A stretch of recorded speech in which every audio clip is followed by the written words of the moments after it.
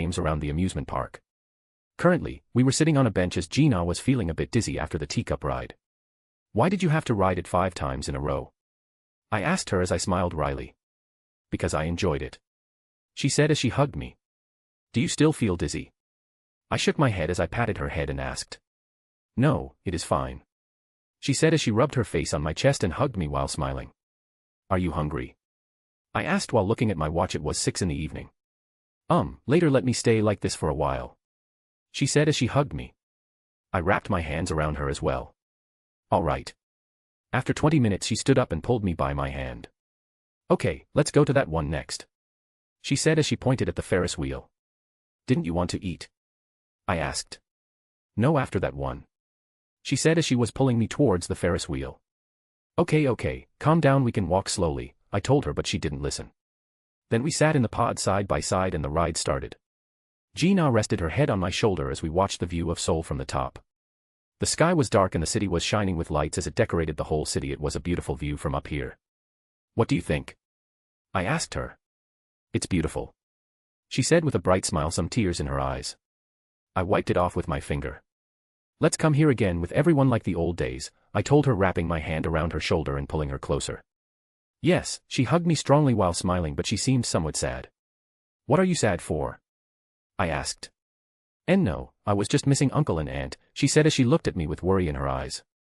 I looked at her and smiled. "It's okay, I miss them as well. But what has already happened can't be changed. I want to focus on today, and I am not alone now, am I?" I said as I held her hand. You aren't alone. You have me, Yuni, and Kair Isha Yuni," she said as she looked at me with tender eyes. "Yes, I do, and I am quite blessed to have you all with me," I said as I lifted her face with my hand on her chin and kissed her. She wrapped her hands around my neck as I hugged her waist, and we enjoyed our little moment. We stopped after 5 minutes as she looked in my eyes for some time as she caressed my cheek, then said as she rested her head on my chest, "I love you." "I love you too," I said as I hugged her lovingly. After the ride, we are now on our way back to eat something on the way. "What do you want to eat?" I asked. "Fried chicken," she said while smiling like a kid. "Okay, then eat as much as you want," I told her as we reached Kayakon's branch in Chungmuro. "Yay, I love you, Haru," she shouted as she hugged me. "More like you love fried chicken," I said while laughing. "Well, for me fried chicken is second only to you. So you aren't wrong," she is while looking at me. "I am really honored to be first while defeating fried chicken for your love," I said with a blank expression. "You should," she said with a proud expression. Seeing her like this, a soft smile appeared on my lips as I took her hand and said, "Come on, let's go in or we won't be able to find a seat." She nodded with a bright expression. Then we went inside and ordered Kayakon Red Wing and Kayakon Honey, 2 plates of both, as Gina really like eating these too, and the reason I came to Kayakon was that their fried chicken isn't greasy and tastes fantastic. She was sitting on my left while resting her head on my shoulder as we waited for the order. After 5 minutes the order arrived. After eating we are now on our way home with our fingers interlocked as we held hands. So how was the date? I asked her. It was the best date I've ever been on. She said with a smile. Wasn't this your first date? I asked her. Yes, and it was the best. She said as she hugged my arm. I am glad, I said with a smile. Chapter 60, Maid Uniform. I'm home, Gina shouted as she entered the door and ran straight towards the hall where everyone was sitting. I'm home, Haru said as it was kind of like a habit. Then he went towards the hall to find Heian, Keirisha, and Kane sitting as they talked with Gina, who was excited. Welcome back. All of them said as Haru came into the hall. He nodded at them and said, I'll go and take a bath then. He untied his hair and it fell on his back like a waterfall. Haru ran his finger through it, then looked at everyone was staring at him. What is it? He asked them as he was drinking water. They shook their heads side to side as fast as they can, which caused him to smile.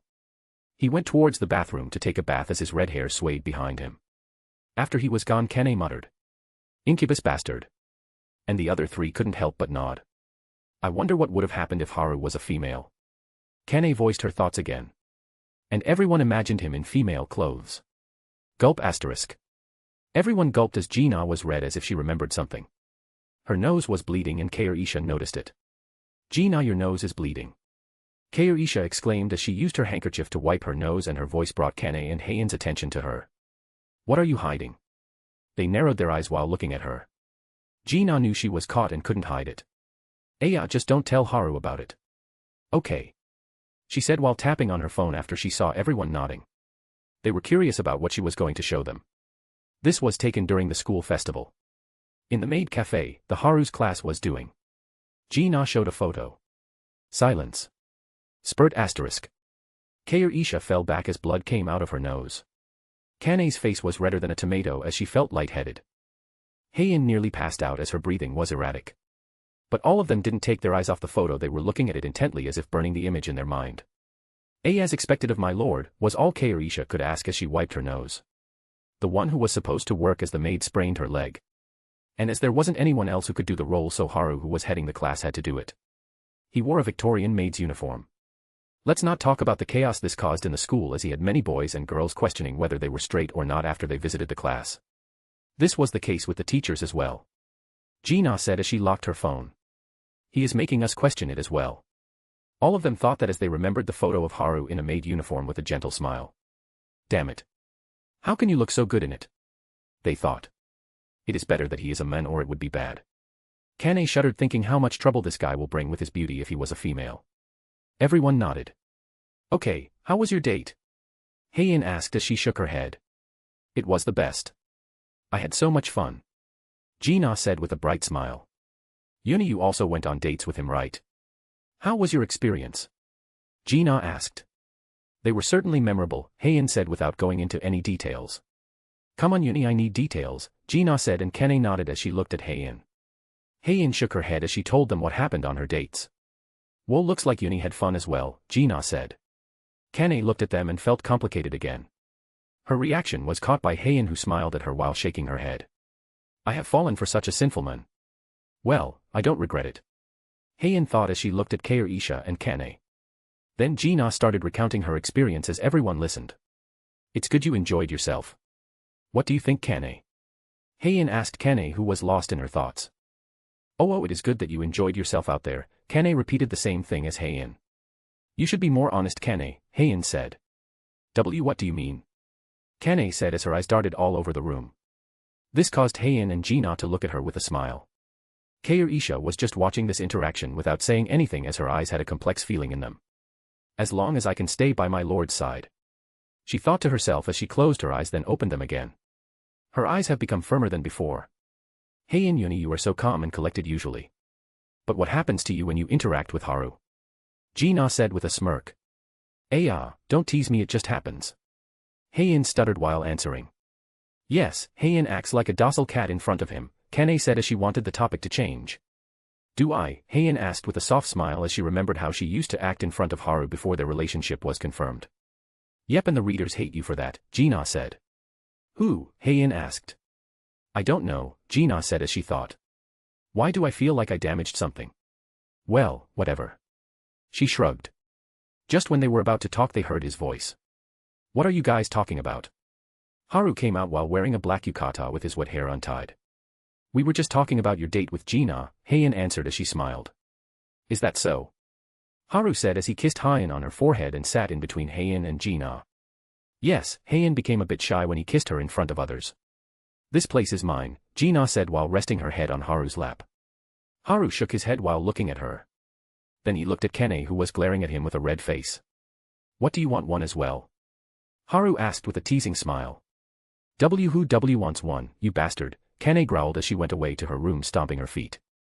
Haru shook his head as he heard Keirisha. My lord, I'll excuse myself. Haru nodded at her as she left. Now it was only the three of them sitting on the sofa. Should we go to bed as well? Haru asked as Heian and Gina nodded.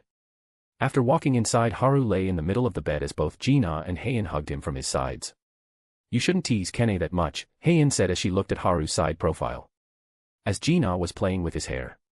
I just like to tease her, Haru said as he looked at Heian. Heian smiled as she looked at him and buried her head in his chest. Just don't overdo it, Heian said with a smile as she rubbed her face on Haru's wide chest as she inhaled his scent. Kene is right. He might really be an incubus, his scent is so intoxicating. Heian thought as she felt his arm hugging her waist and pulling her closer. So warm, Heian smiled while feeling like she would melt in his embrace. She placed her ear on his chest as she heard his heartbeat. It somehow soothed her even more, and combined with Haru caressing her back she fell asleep with a satisfied smile. Yuni is smiling like an idiot again, Gina whispered in Haru's ears. Haru smiled as he pulled her closer while hugging her waist. Hee hee, Gina giggled as she buried her face in Haru's neck. She hugged him tightly as she kissed and licked his neck. Do you have a neck fetish, Gina? Haru asked. No, I have a Haru fetish. She said as she continued kissing his neck. What does that even mean? Haru said as he was caressing Heian's back, who was asleep. I have no idea myself, Gina said. Well, as long as you are happy, I guess. Haru shrugged as Gina stopped kissing his neck and kissed him on his lips. Good night, she said after breaking the kiss and hugged him like a body pillow. Good night, Haru said while hugging her and Heian as he turned the lights off. POV. Why, oh brightest fragment of brilliant light, we have to kill them. Why did you give the order to protect them? A huge, slender green knight with large white wings, glowing dark green eyes, and a distinct crest on his face. He also wore dark green armor over an intricate light green robe. Spoke in an impatient voice. Fragment of radiance, you shouldn't question the brightest fragment of brilliant light. An angry but soothing voice said. I am just asking him the reason behind his decision. Fragment of luminosity. Don't you all want to know it as well? Why would we try to protect an anomaly and the new Shadow Monarch? He isn't the greatest fragment of brilliant light that we knew. Who knows what if he sides with the monarchs? The fragment of radiance said as he looked at a slender white knight with large white wings, glowing pink eyes, and a distinct white crest. She also wore dark pink armor over an intricate pink robe that had flowery designs. The fragment of luminosity wasn't able to say anything as she too has been thinking the same. Fragment of radiance is right. Brightest fragment of brilliant light, you shouldn't give orders recklessly without consulting any of us. We don't have more chances and we certainly don't want to repeat our mistakes. A slender purple knight with large white wings, glowing dark purple eyes, and a distinct golden crest on his face. He also wore light purple armor over an intricate dark purple robe that had geometrical patterns on it. When he said that, the atmosphere became heavy as they thought of the mistake they had made before, but the time has already passed and they can't do anything about it now. There were a total of 8 knights in the room as 7 of them looked at a huge, slender white knight with large white wings, glowing white eyes, and a distinct white crest. He also wore golden armor over an intricate white and blue robe. I understand your concern, but you should know how many monarchs that anomaly has killed. He may not be our ally, but that doesn't mean we can make him our enemy. The brightest fragment of brilliant light said in a soft voice as he looked at the 7 knights in front of him. The rest weren't able to answer him as they know what he had said was true. Chapter 61, This is too sudden. Even though he isn't our enemy, he can change anytime and become our enemy. Why aren't you all saying anything? Fragment of radiance said as he looked at the other knights who were silent. I know why you are afraid of the anomaly. He can kill a monarch in his spiritual state, right? When the brightest fragment of brilliant light said and the air in the room became heavy. He was right. The reason for their uneasiness was because that anomaly can kill souls with his attacks. They have this ability as well, but for this ability to be used by a human makes his existence even more dangerous. Budash, just as Fragment of Radiance was about to say. Don't talk about this anymore. Have you forgotten our purpose? We don't have any more chances, so all we can do is wait and believe in our decision to give humanity the power to survive this war. And that human already knows the anomaly well. He has said that he won't side with the monarchs. As for the new shadow monarch, he is someone the greatest fragment of brilliant light chose as his successor. Do you think his choice is wrong? He chose a successor rather than taking over their body like other monarchs shows that he is still a ruler, the greatest fragment of brilliant light that we know of. The brightest fragment of brilliant light paused as he looked at the others who were listening to him. Then he continued. I will believe in his decision this time. I don't want to make a mistake again like last time. He closed his white eyes and some words rang in his ears. So this is your decision. I hope you can fulfill your wish, my children. He saw his creator who was sitting on his throne with swords and spears penetrating his body as he spoke to them before his last moments. He didn't understand those words before, but after a long time, he understood the whole thing. From the reason of their existence to why the greatest fragment of brilliant light tried to stop them. How much did you know, Ashbourne? The brightest fragment of brilliant light thought. Then he opened his eyes. This is the end of this discussion. Now that only 2 monarchs are left, we have to strengthen the world faster as the time for the final battle is nigh. The brightest fragment of brilliant light said as everyone nodded and went back to capture more monsters so that they can strengthen Earth to the limit before the final battle. Third person POV. Scavenger Guild, Guild Master's Office. So have you called Huang Dongsu? Thomas asked Laura. Yes, he is on the way, Laura said. Thomas nodded and looked outside from the window in his office, seeing the landscape of Miami in its full glory. After 5 minutes someone knocked on the door. Knock asterisk knock asterisk. Come in, Thomas said as he looked at the men that entered through the door. Guildmaster, you wanted to see me? Huang Dongsu said respectfully while looking at Thomas. Yes, I want to say one thing, Thomas said as went near Dongsu, making him look like a kid with his physique towering over him. I don't know what your problem with Sung Jin-woo is. And I don't give a fuck about it. All you have to know is that you better stay away from him. Thomas said while looking at Dongsu. But he just as Dongsu was about to say, he felt Thomas looking at him while releasing his mana. I don't remember permitting you to speak, and I am not asking for your opinion. This is an order. Stay away from Sung Jin-woo or anyone related to him, even if that person is a waiter who served him food once. Do you get that? Thomas said as he looked at Dongsu as he patted his shoulder. You should know who his brother is, right? No matter what your business was with him, it doesn't matter. Thomas said as he saw the hands of Dongsu were trembling just by indirectly mentioning Haru, which caused him to smirk. Because if you don't listen then I don't need to say any more, right? Thomas said as he stepped back. Why yes, Dongsu was pale as if all blood was drained from his face. Like he remembered something he didn't want to. Then go back. I won't give you another warning. Thomas said as he turned around and went to sit down on his chair. He saw Dongsu walking out of the office.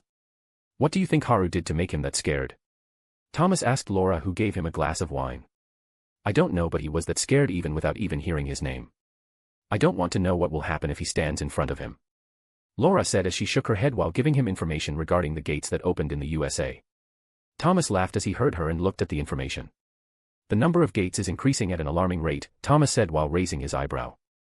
That is true, as the number of awakened is also increasing, Laura said. A lot of countries are going to have problems because they don't have enough hunters and funds to clear gates, Thomas said as he looked at the data from Africa. That is true, the number of high-ranking gates has been increasing and a total of 15 S-rank gates have opened all over the world. With 2 of them being in the USA. Laura said. This is too sudden.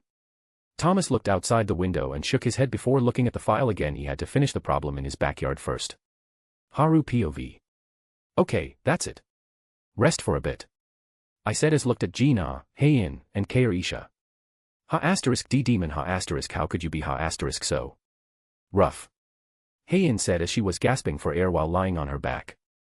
Stop the misleading comments, I said as I looked at the 3 of them panting as they were covered in dirt and sweat.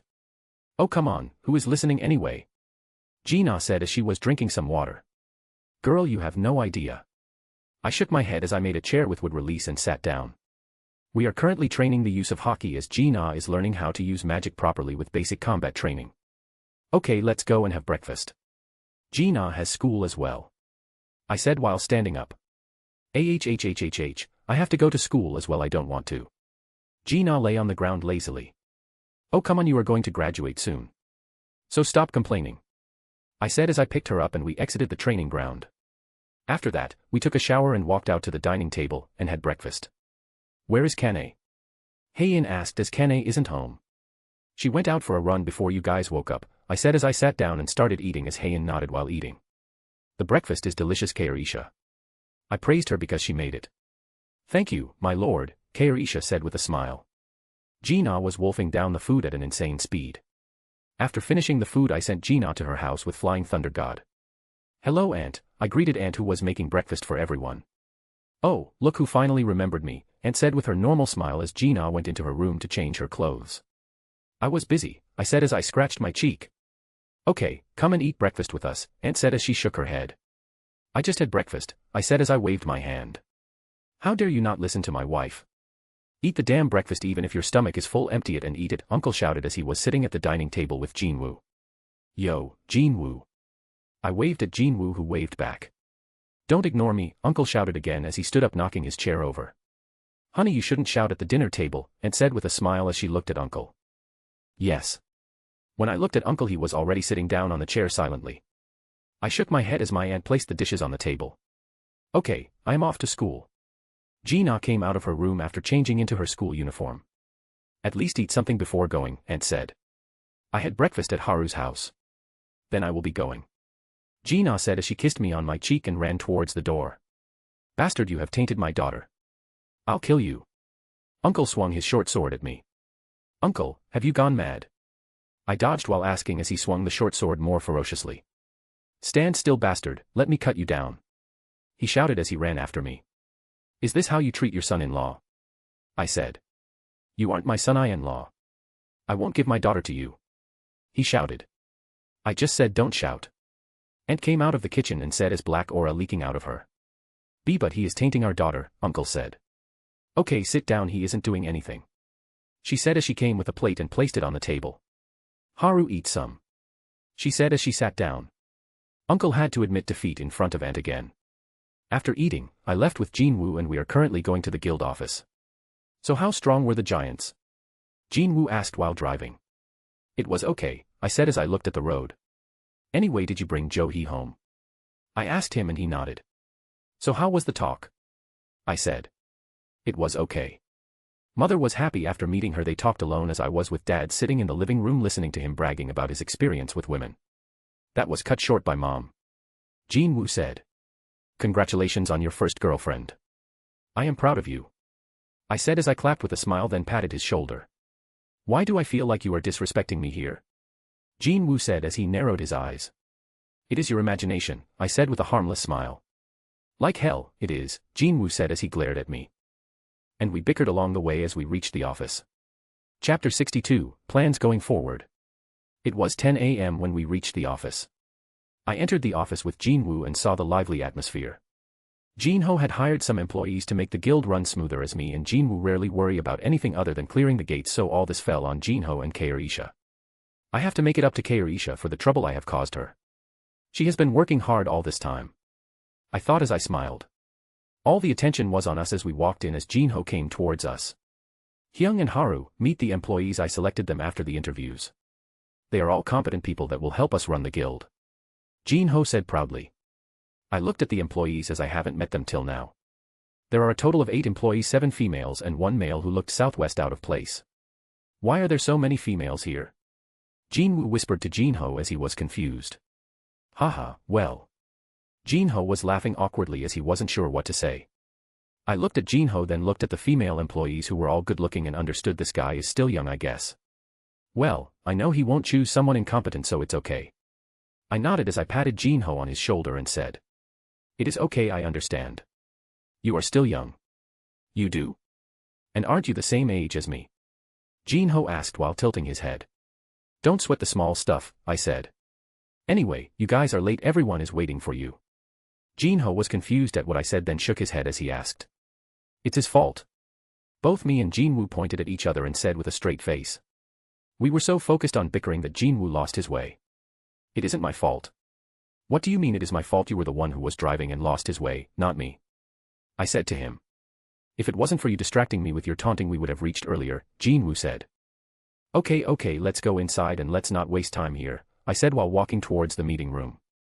Both Jinho and Jinwoo came after me as well as we left the dumbfounded employees behind. I entered the meeting room and saw Heiin, Kane, and Keirisha sitting. When I entered, Kane looked at me. "Look who finally showed up," she said with a smirk as she folded her hands under her chest, which emphasized it further. It looked like her purple top would burst open if she applied more force. "Something happened along the way." "Sorry." I said as I pinched her right cheek as I sat down next to Hayin. Don't repeat it, Kane said as she knocked my hand away while looking away. I nodded and looked at Hayin, who was smiling. What happened? I asked. Nothing, she said as she held my hand. I smiled as she took the initiative to hold my hand. She has become more active with me since our last date. Okay, stop flirting, you two. We have to start the meeting, Kane said while pouting, which caused Hayin to smile as she pulled her hand back.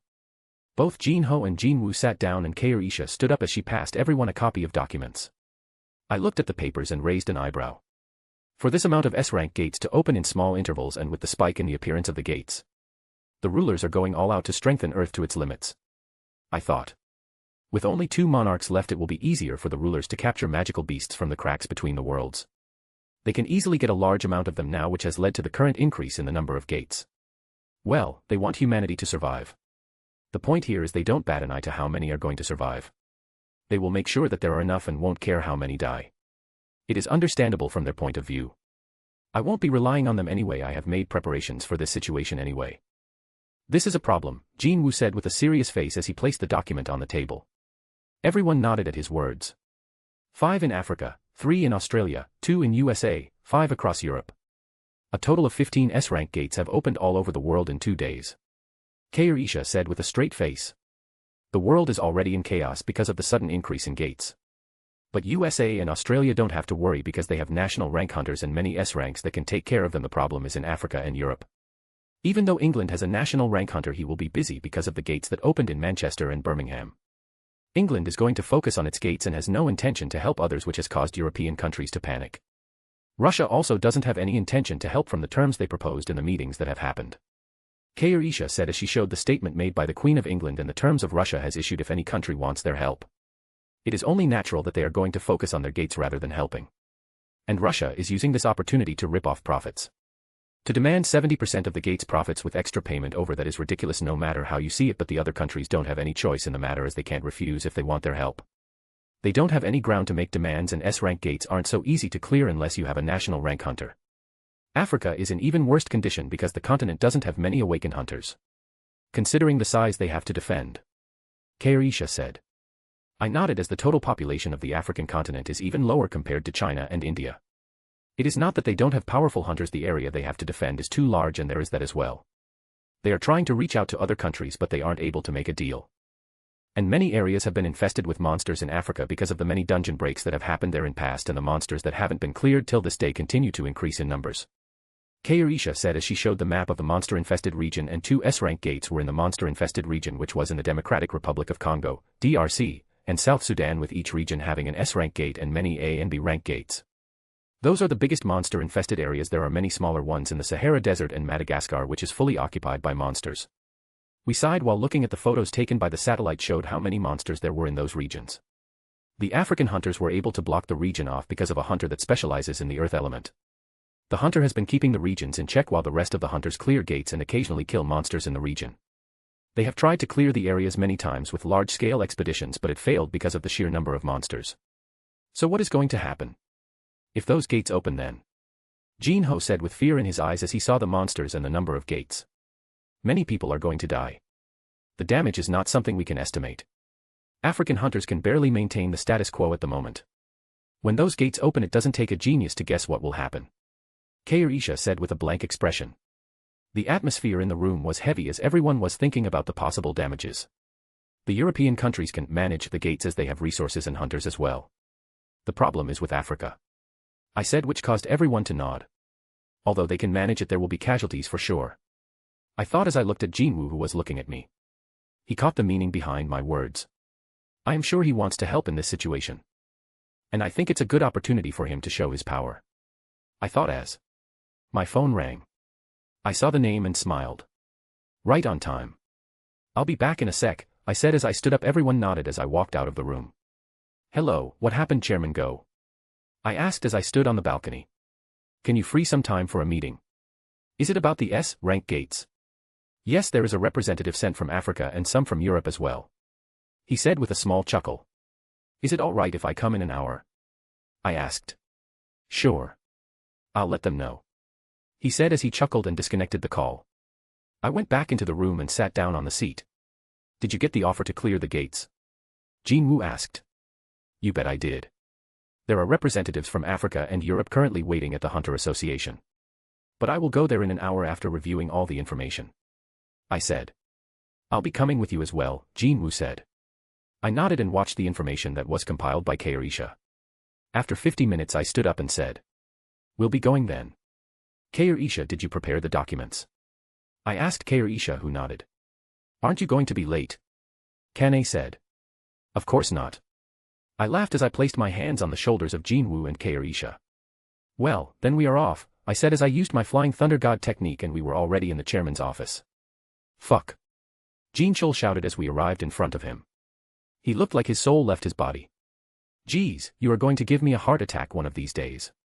I heard Jinchul's tired voice and smiled. Where are the representatives? I asked him while patting his shoulder. Don't be so nonchalant about this, you. Jinchul shouted as he knocked my hand off. I laughed at his behavior. I need to change my job or I am going to die early. He looked at me and sighed heavily while leading the way. Chapter 63, 63 Should I relieve her a bit? Third-person POV. The atmosphere in the meeting room was quiet. No one talked as they kept to themselves thinking over their plans. The peaceful times are gone, the storm has come. Hunter Tsujikuni said to contact him whenever there is a request to clear gates outside the country. What does he plan to do now? Gunhee thought as he looked at the representatives that came from Europe and Africa. He looked at the handsome young man with blue eyes and blonde hair. He was wearing a long blue overcoat over a three-piece suit. Leonard Neerman, the strongest hunter from Germany and ranked 12th in the world. Gunhee looked at him, who was waiting patiently here without any complaints. Then Gunhee looked at the men with brown skin, black hair and black eyes wearing a black business suit with brown stripes. June Sheikh, S-rank hunter and the right-hand man of the strongest hunter in Africa, Asma Ansari. This man was a little nervous and seemed to be in a hurry. When is Hunter Tsujikuni going to come? June asked, which caused Gunhee and Leonard to look at him. Hunter Tsujikuni should be here any time. I already told you about the appointed time, right? Gunhee looked at June as he said. Leonard closed his eyes after looking at the time. 5 minutes are left before the time and this guy is already getting impatient. Even if he comes late, you can only shut up and bear with it. The person you are trying to invite is someone that is acknowledged by both Thomas Andre and Lu Jigang. He isn't a normal hunter. Leonard thought as he shook his head. Just as June was about to say something, the door opened, which caused them to look over. And Haru walked in under the gazes of all three that were present in the room. Hello, Chairman, I hope I am not late, Haru said with a smile as he sat down. No, Hunter Tsujikuni, you are 5 minutes early. Hunter Sung came with you as well. Gunhee smiled as he said as he looked at Jinwoo, who gave him a nod and sat down. Then Kairisha stood behind Haru and Jinchul stood behind Gunhee. Haru looked at Leonard and June, but he saw Leonard was sweating while looking at Jinwoo. What is this? He has all of his summons with him. If I didn't know he was Korean, I would have thought he is here wage a war or something. Leonard calmed down as he saw Jinwoo looking at him. Did he see my shadows? Jinwoo thought but shook his head. All right then, let's start, Haru said and looked at Kairisha, who nodded, then gave everyone in the room a copy of the documents. They were the demands he had for clearing the gates. This is more than the normal division of profits for a national rank hunter. You aren't even one yet. June said as he looked at Haru, who just smiled then looked at Leonard. This idiot, the guy in front of you, is already considered a national rank hunter, he just hasn't received the title. He killed a monster that had the same level as Kamish and a monster that was even more powerful than that. Were you living under a rock or something? If anything, he is charging less than what he should be charging us. Leonard sighed as he placed the papers on the table and said. I, on the behalf of the countries that sent me here, I accept your offer of clearing the gates with a distribution rate of 50%. Leonard said as Haru nodded at him. It would be our pleasure to work with you, Haru said, to which Leonard gave an understanding nod. June sighed as he looked at the documents again and how easily Leonard agreed. He knew that bargaining isn't something he can do at the moment with the threat looming over his home. He looked at Haru, who hasn't said anything till now, and just talked to the old man. Okay, I will accept this offer on the behalf of my government. But are you going to clear all the gates alone? June asked the main question about how he is going to clear 8 S-rank gates in a short amount of time. Can he not see the second person here? Leonard seriously didn't know why the African hunter would send this guy to come here for negotiations. I will be going to Africa and Jinwoo here will be going to Europe with Mr. Leonard. I don't think I need to tell Mr. Leonard about his abilities, right? Haru looked at Leonard with a smile which caused the man to nod as he already kind of understood what Haru was planning to do. But yes, I can see that. But still, will he be able to finish all 3 gates? Leonard asked as this wasn't a joking matter. I will finish them with no problem, you have my word. The answer came from Jinwoo, who released his magic power, shocking the people in the room to the core. This is on the level of pressure, and it is more than what I felt from Jonas, South American national rank hunter, when I went to negotiate with him. Leonard was stunned as he saw this. He looked at Haru, who was smirking, and he understood why he decided on letting this guy go alone. He is strong enough to take care of those gates. So you guys should get ready, we will be leaving soon, Haru said as he stood up and looked at everyone in the room. Both Leonard and June stood up. As June went near Haru as Leonard was talking to Jinwoo. We have the plane ready, when are we going to leave? June asked. I will meet you at the airport in 2 hours, Haru said, and he turned around after he saw June nod. Jinwoo, we are going back first, Haru said to Jinwoo, who nodded at him. Then Haru walked out of the room with Kaorisha after saying bye to everyone in the room. Haru POV. After the meeting that wasn't really a meeting. The reason I only asked for 50% distribution and not an outrageous amount is pretty simple. I don't need that much money anyway.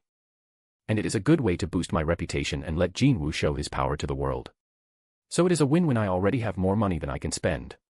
I thought as I placed my hand on Quresha's shoulder and teleported back home. We arrived in the living room and I sensed Heian was in my room and Kane isn't home. Kaorisha, get ready, you will be coming with me. So pack some clothes and necessities. I told Kaorisha. Yes, my lord, I will get ready as fast as I can. She answered. Take your time, I said while walking towards my room. I opened the door to see Heian packing my clothes in a suitcase. I went and hugged her from behind as my hands rested on her stomach. You came back earlier than I thought, Heian said while holding my hands. The meeting didn't take any time. But aren't you working a bit too fast? I said as I rested my head on her shoulder and looked at the suitcase. I knew you would be going to clear the gates, as it would be pretty stupid if the representatives refused even after you gave them such a deal, Heian answered. Well, you are right about that. Aren't you going to tag along? I asked as I thought of how to punish her if she said yes. No, I won't be coming with you. I will clear gates in Korea with Kane. Even though you are there, I don't want to cause a problem for you. I am currently weak to come with you and I definitely don't want to worry you again. Heian said as she caressed my face with her hand. Looks like she got her head straight after what happened last time. I laughed as I hugged her tightly. You will get stronger in the future, so don't worry about it, I said. Then she turned around in my embrace and faced me while wrapping her hands around my neck as my hands rested on her slim waist. She looked at me with affectionate eyes. Be careful and come back quickly. She said. Era, are you going to miss me that much? I said as I pulled her closer to me. I don't think I will be able to sleep without you. I have become too used to your warmth. Heian said while blushing as she took a deep breath and rubbed her face on my chest. Is that so? I laughed at her reaction. She always clings to me in her sleep even more than Gina, who tosses and turns all over. Heian doesn't move away from me, not even a little. I can see her ears are red. She must be embarrassed with what she has just said. I smiled and lifted her head. She looked at me with her red face that was filled with embarrassment and shame. I kissed her deeply as I kissed her lips and then opened her mouth as I slipped my tongue in her mouth, which she welcomed as she opened her mouth to welcome my tongue as I played with her little tongue while squeezing her butt with my hands. MHM****MHM***. Her moans were muffled by the kiss as she hugged me tightly and I was melding her tight and springy ass to my will. On ***MHM***, she moaned in my mouth as we kissed. After 10 minutes we broke the kiss as a bridge of saliva connected our lips. I could see her face that was blushing as lust was painted on her face. She was drooling a bit as her eyes were cloudy. Should I relieve her a bit? I thought it would be bad to leave her all high and dry now. I licked my lips as I looked at her and then looked at the time. Chapter 64, Bonus Chapter, Bastard. She is asleep. I shook my head as I cleaned and dressed her up again, then laid her down on the bed. Covered her with a blanket and left after kissing her on her forehead. I'll be back before you know it, I said as I saw her smile in her sleep. I walked out of the room to see Kaorisha and Kane sitting on the sofa with red faces. Did they hear? I thought as I was so caught up in pleasuring Heian I forgot to soundproof the room. Cough***, what happened? I asked as if I didn't know anything. And nothing, my lord, Kaorisha said while looking down. Her face was red. What were you doing in the room, you bastard? Kane shouted as she tried to punch me, but I just dodged it. What do you think? I answered with a teasing smile. Why you damn incubus, Kane shouted as she swung her fist again. When did I become an incubus? I questioned as I dodged her. Then caught her fist, then said to her. Okay, no more throwing punches in the house. Or there will be punishment.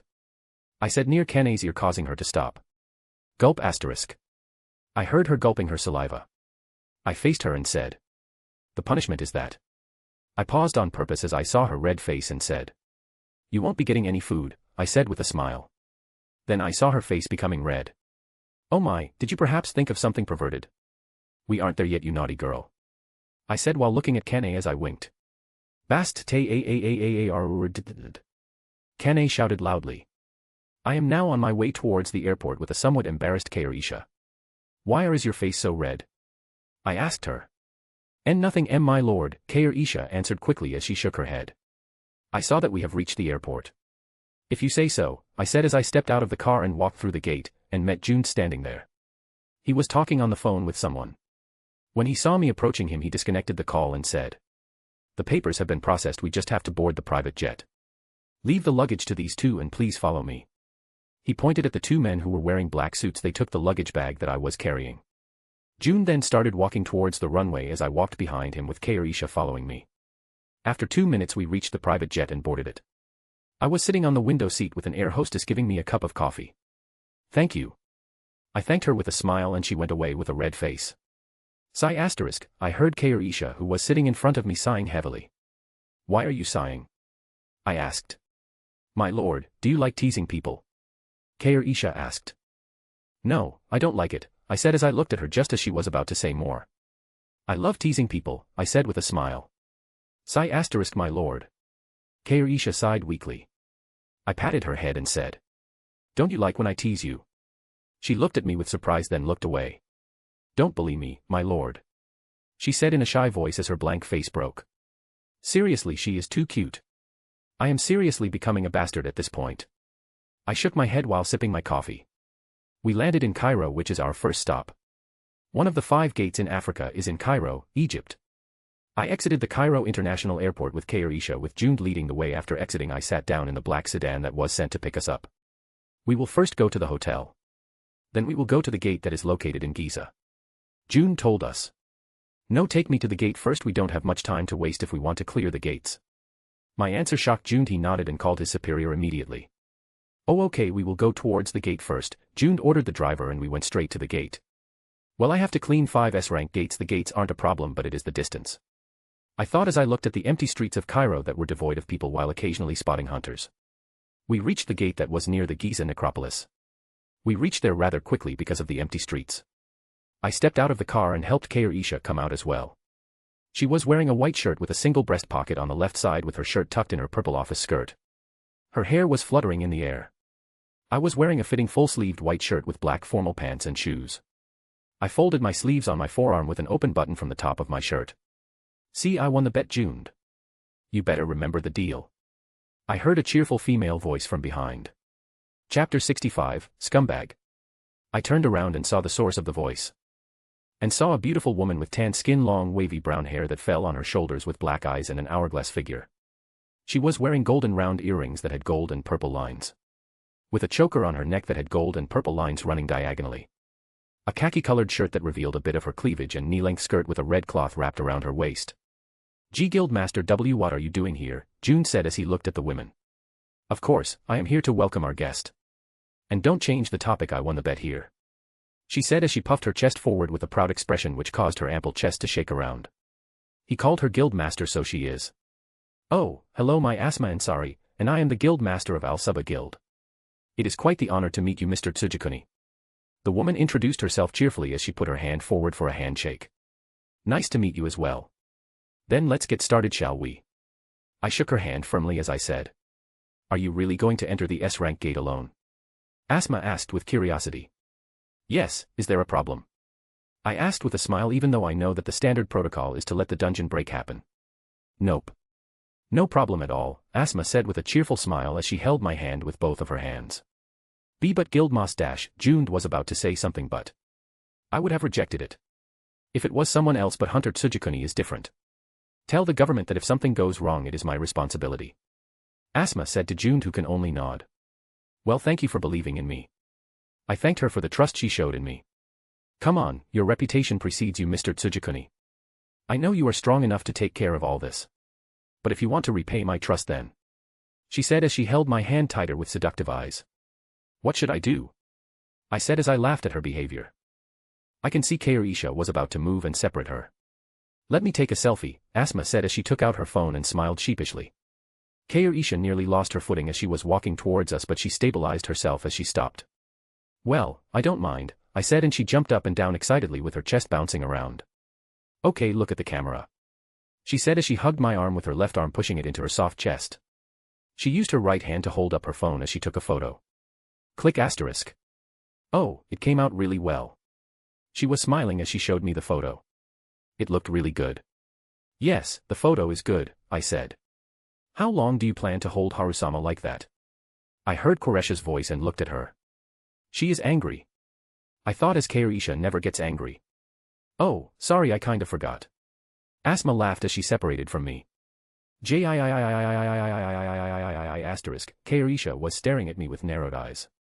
Okay, let's go and clear the gate, we have a lot of work to do, I said as I winked at Isha, who pouted and looked away. Yes, let me guide you, Asma said as she led the way with Isha right beside me, leaving behind a dumbstruck June who had his mouth hanging open. After a minute we reached the gate that is near the Sphinx.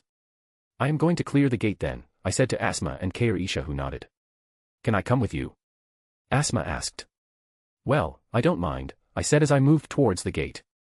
You will have to take care of me inside and save me if any danger befalls me, Asma said while grinning.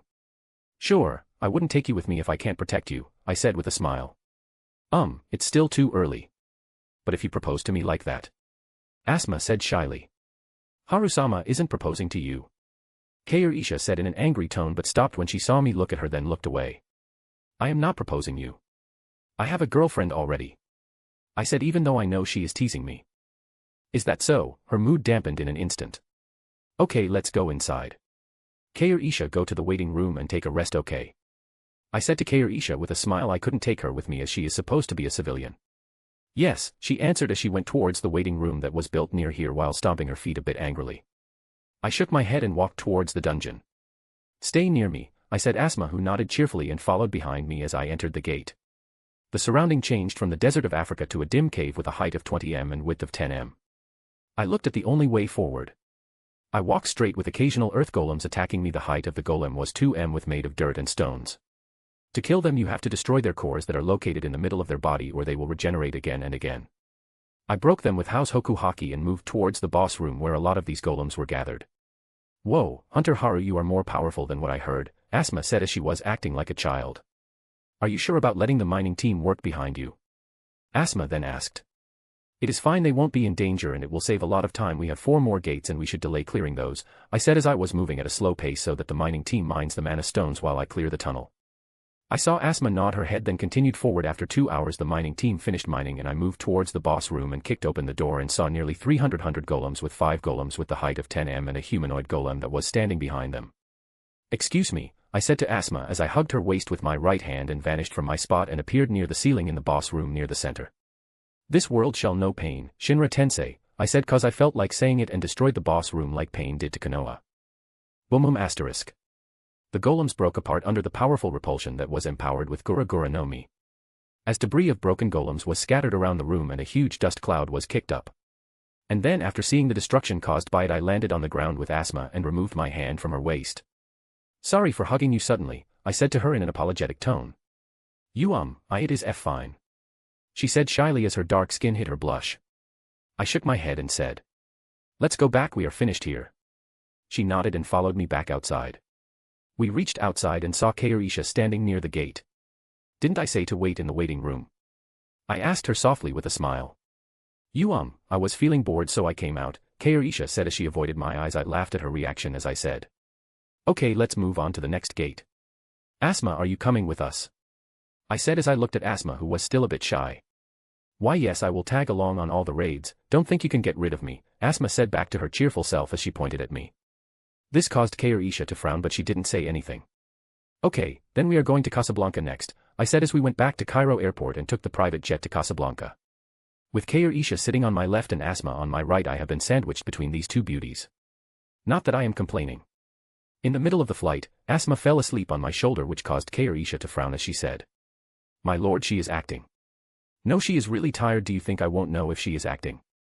I asked her. And no, my lord, I didn't mean the dash dot. Before she could finish I placed her head on my other shoulder and said. There, are you okay now? She didn't say anything as she hugged my arm. I laughed while caressing her soft wavy hair.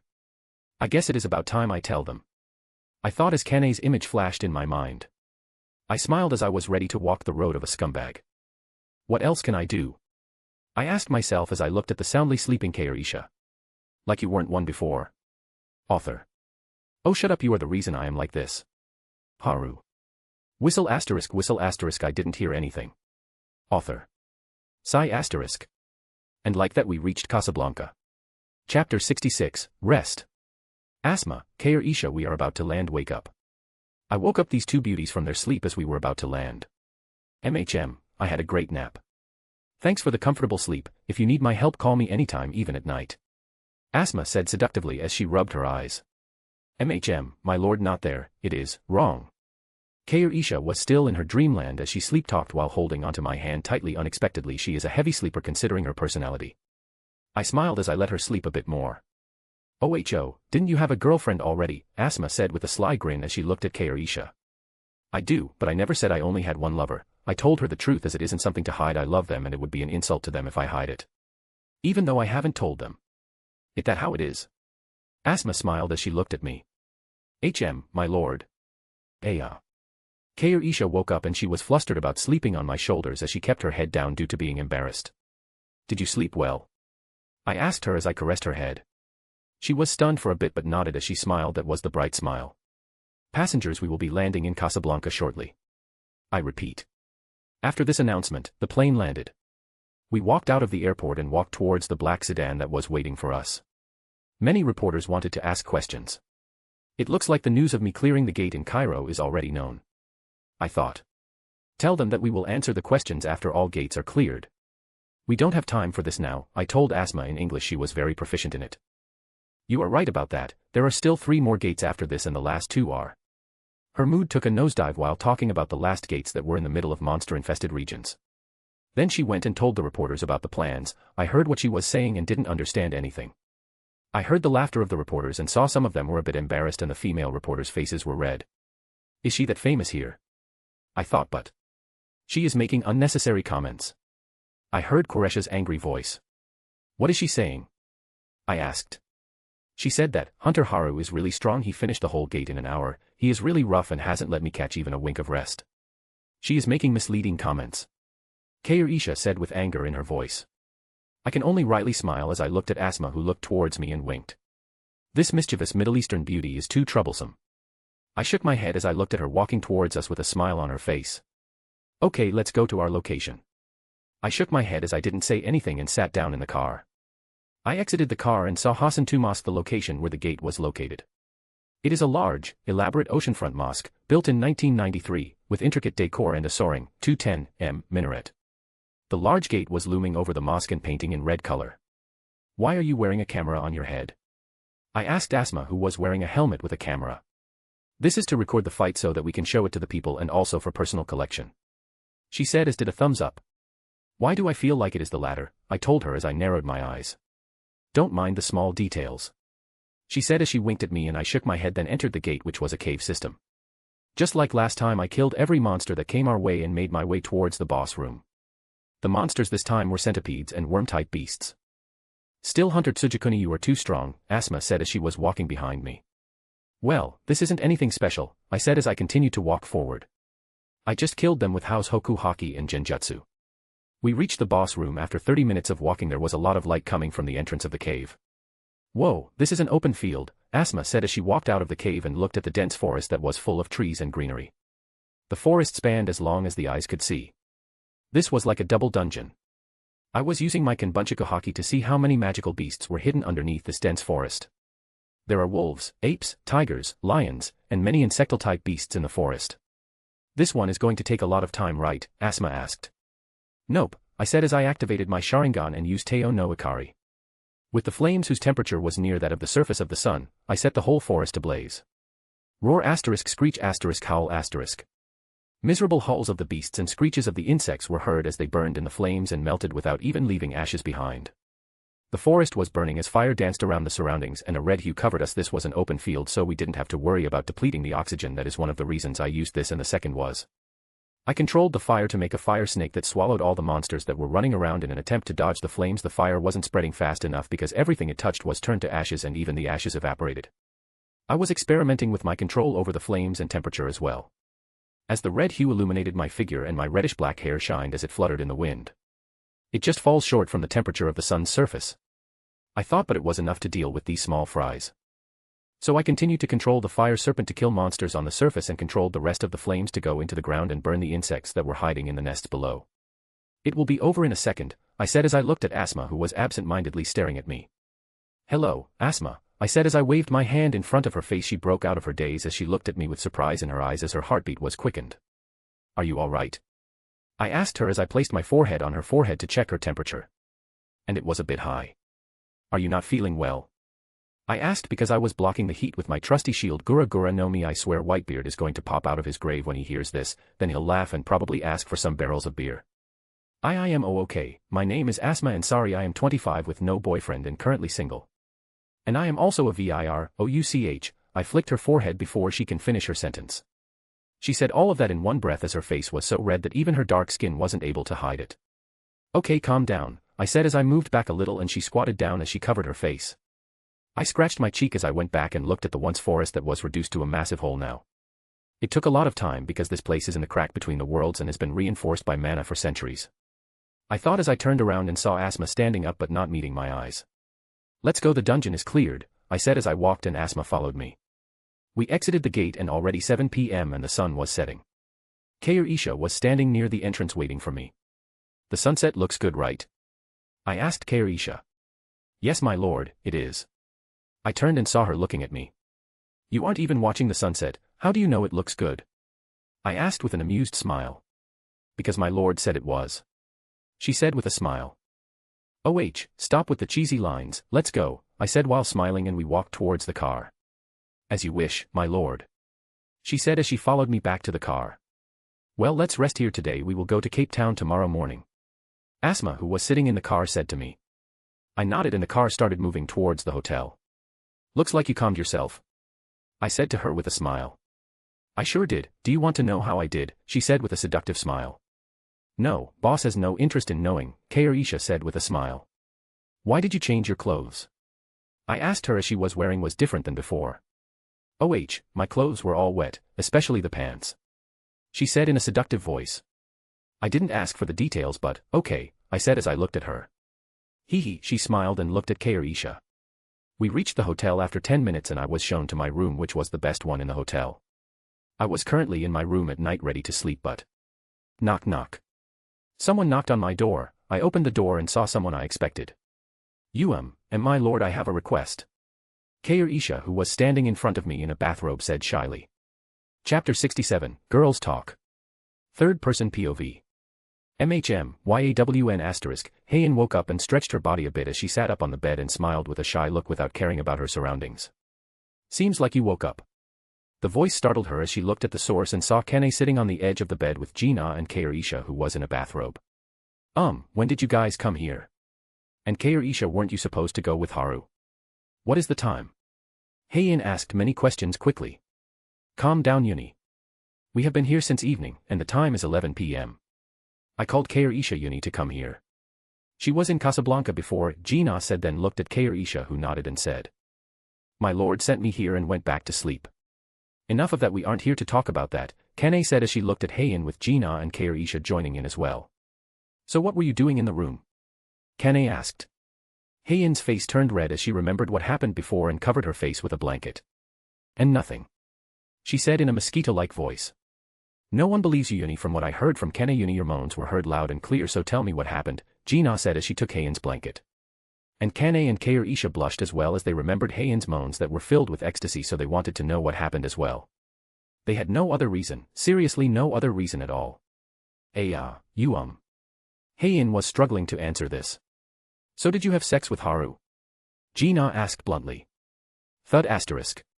Segs. Gina looked back and saw Kane fall off the bed as she was speaking weirdly, and Kair Isha, who was as red as a tomato, then looked at Heian, who collapsed on the bed with circles in her eyes. Gina, why you are a bit too blunt, no? Kair Isha said as she tried to compose herself. I mean, what is the use of beating around the bush? It is pretty rare for Haru to take the initiative, so I wanted to know, Gina said as she looked at Heian, who sat back up on the bed. We didn't. I passed out. It took all her power to say those words. What? You wasted an opportunity, Uni. Then if you didn't have sex, then why were you moaning like how they described? Ji-na asked as Haein turned a bit shy again. Come on, Uni, I need details, Ji-na said as she shook Haein out of her shyness. He used his fingers, Haein said as she coughed. You were moaning like that with just his fingers. Both Kane and Kaorisha thought as they looked at each other and gulped. What, you passed out from his fingers alone? Ji-na said. Stab asterisk. She dealt invisible damage to Haein, who was smiling wryly. It is because you weren't in my place, Haein said as she pouted. Well, but Uni, you did waste a nice opportunity, so tell us more and in detail, Ji-na said, to which Kane and Kaorisha nodded. Haein relented and told them about what happened, and during all of this all four of them were blushing like they had never before. He was a bit too dominant on me and didn't even give me a break, Haein said as she ended her explanation. I guess it is you, understandable, Ji-na said as she imagined herself in Haein's place. Yeah, I'll pass out as well. She then shook her head. It told you that G-guy is an incubus, Kane said as she hid her face. Don't imagine it, don't imagine it, don't imagine it, don't imagine it, don't imagine it, don't imagine it, don't imagine it, don't imagine it.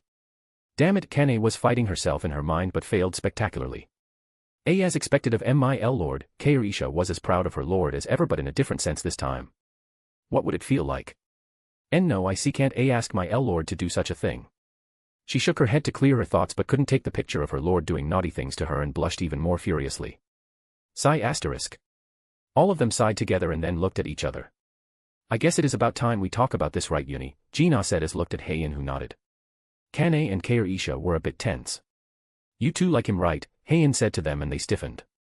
No way, I don't like him. Kane denied it. Kaorisha was thinking about her time with Haru till now as she closed her eyes. Oh come on, you aren't fooling us. And Haru also likes you from what I have seen, and he cares a lot about Kaorisha. Haein said with a smile, and Ji-na nodded. What? Don't joke with me. What about you, Kaorisha?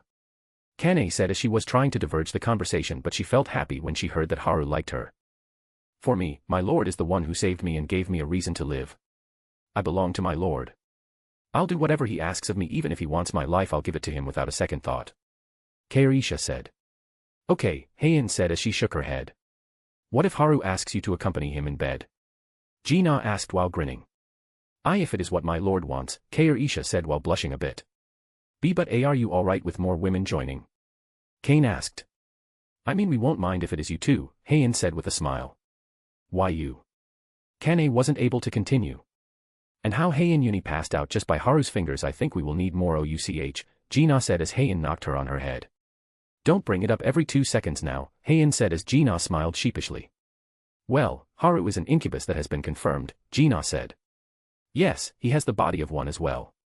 Kane blurted out, then stopped as she looked around and saw everyone looking at her.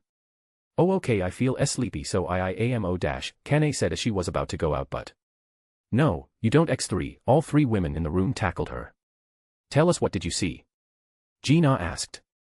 I didn't see anything, Kane shouted. Oh come on, you aren't fooling us, Haein said as Kaorisha nodded. Oh okay.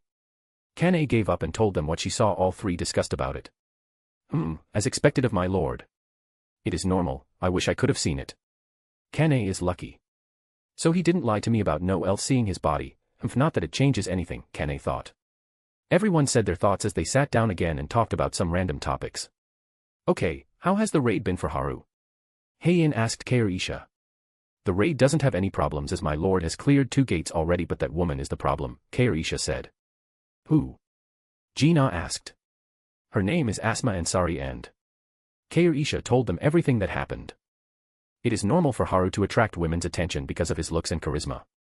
It has been the same in school as well. Ji-na said as she shrugged her shoulders. Aren't you guys a bit too carefree, Kane said. Well, I believe in him. And I don't think he will go around having affairs behind our back. Haein said with a smile, and Ji-na nodded. Haru from Akikan's novel, are you sure about that?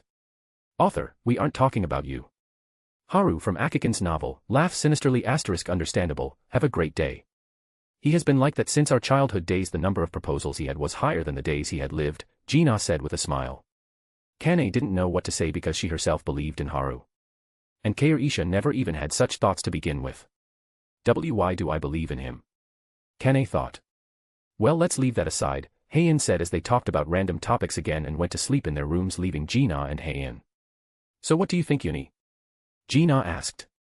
I think they both like him romantically. But we shouldn't say any more than this. Heian said as she laid down on her on the bed as she curled up. Yes, he can do the rest himself.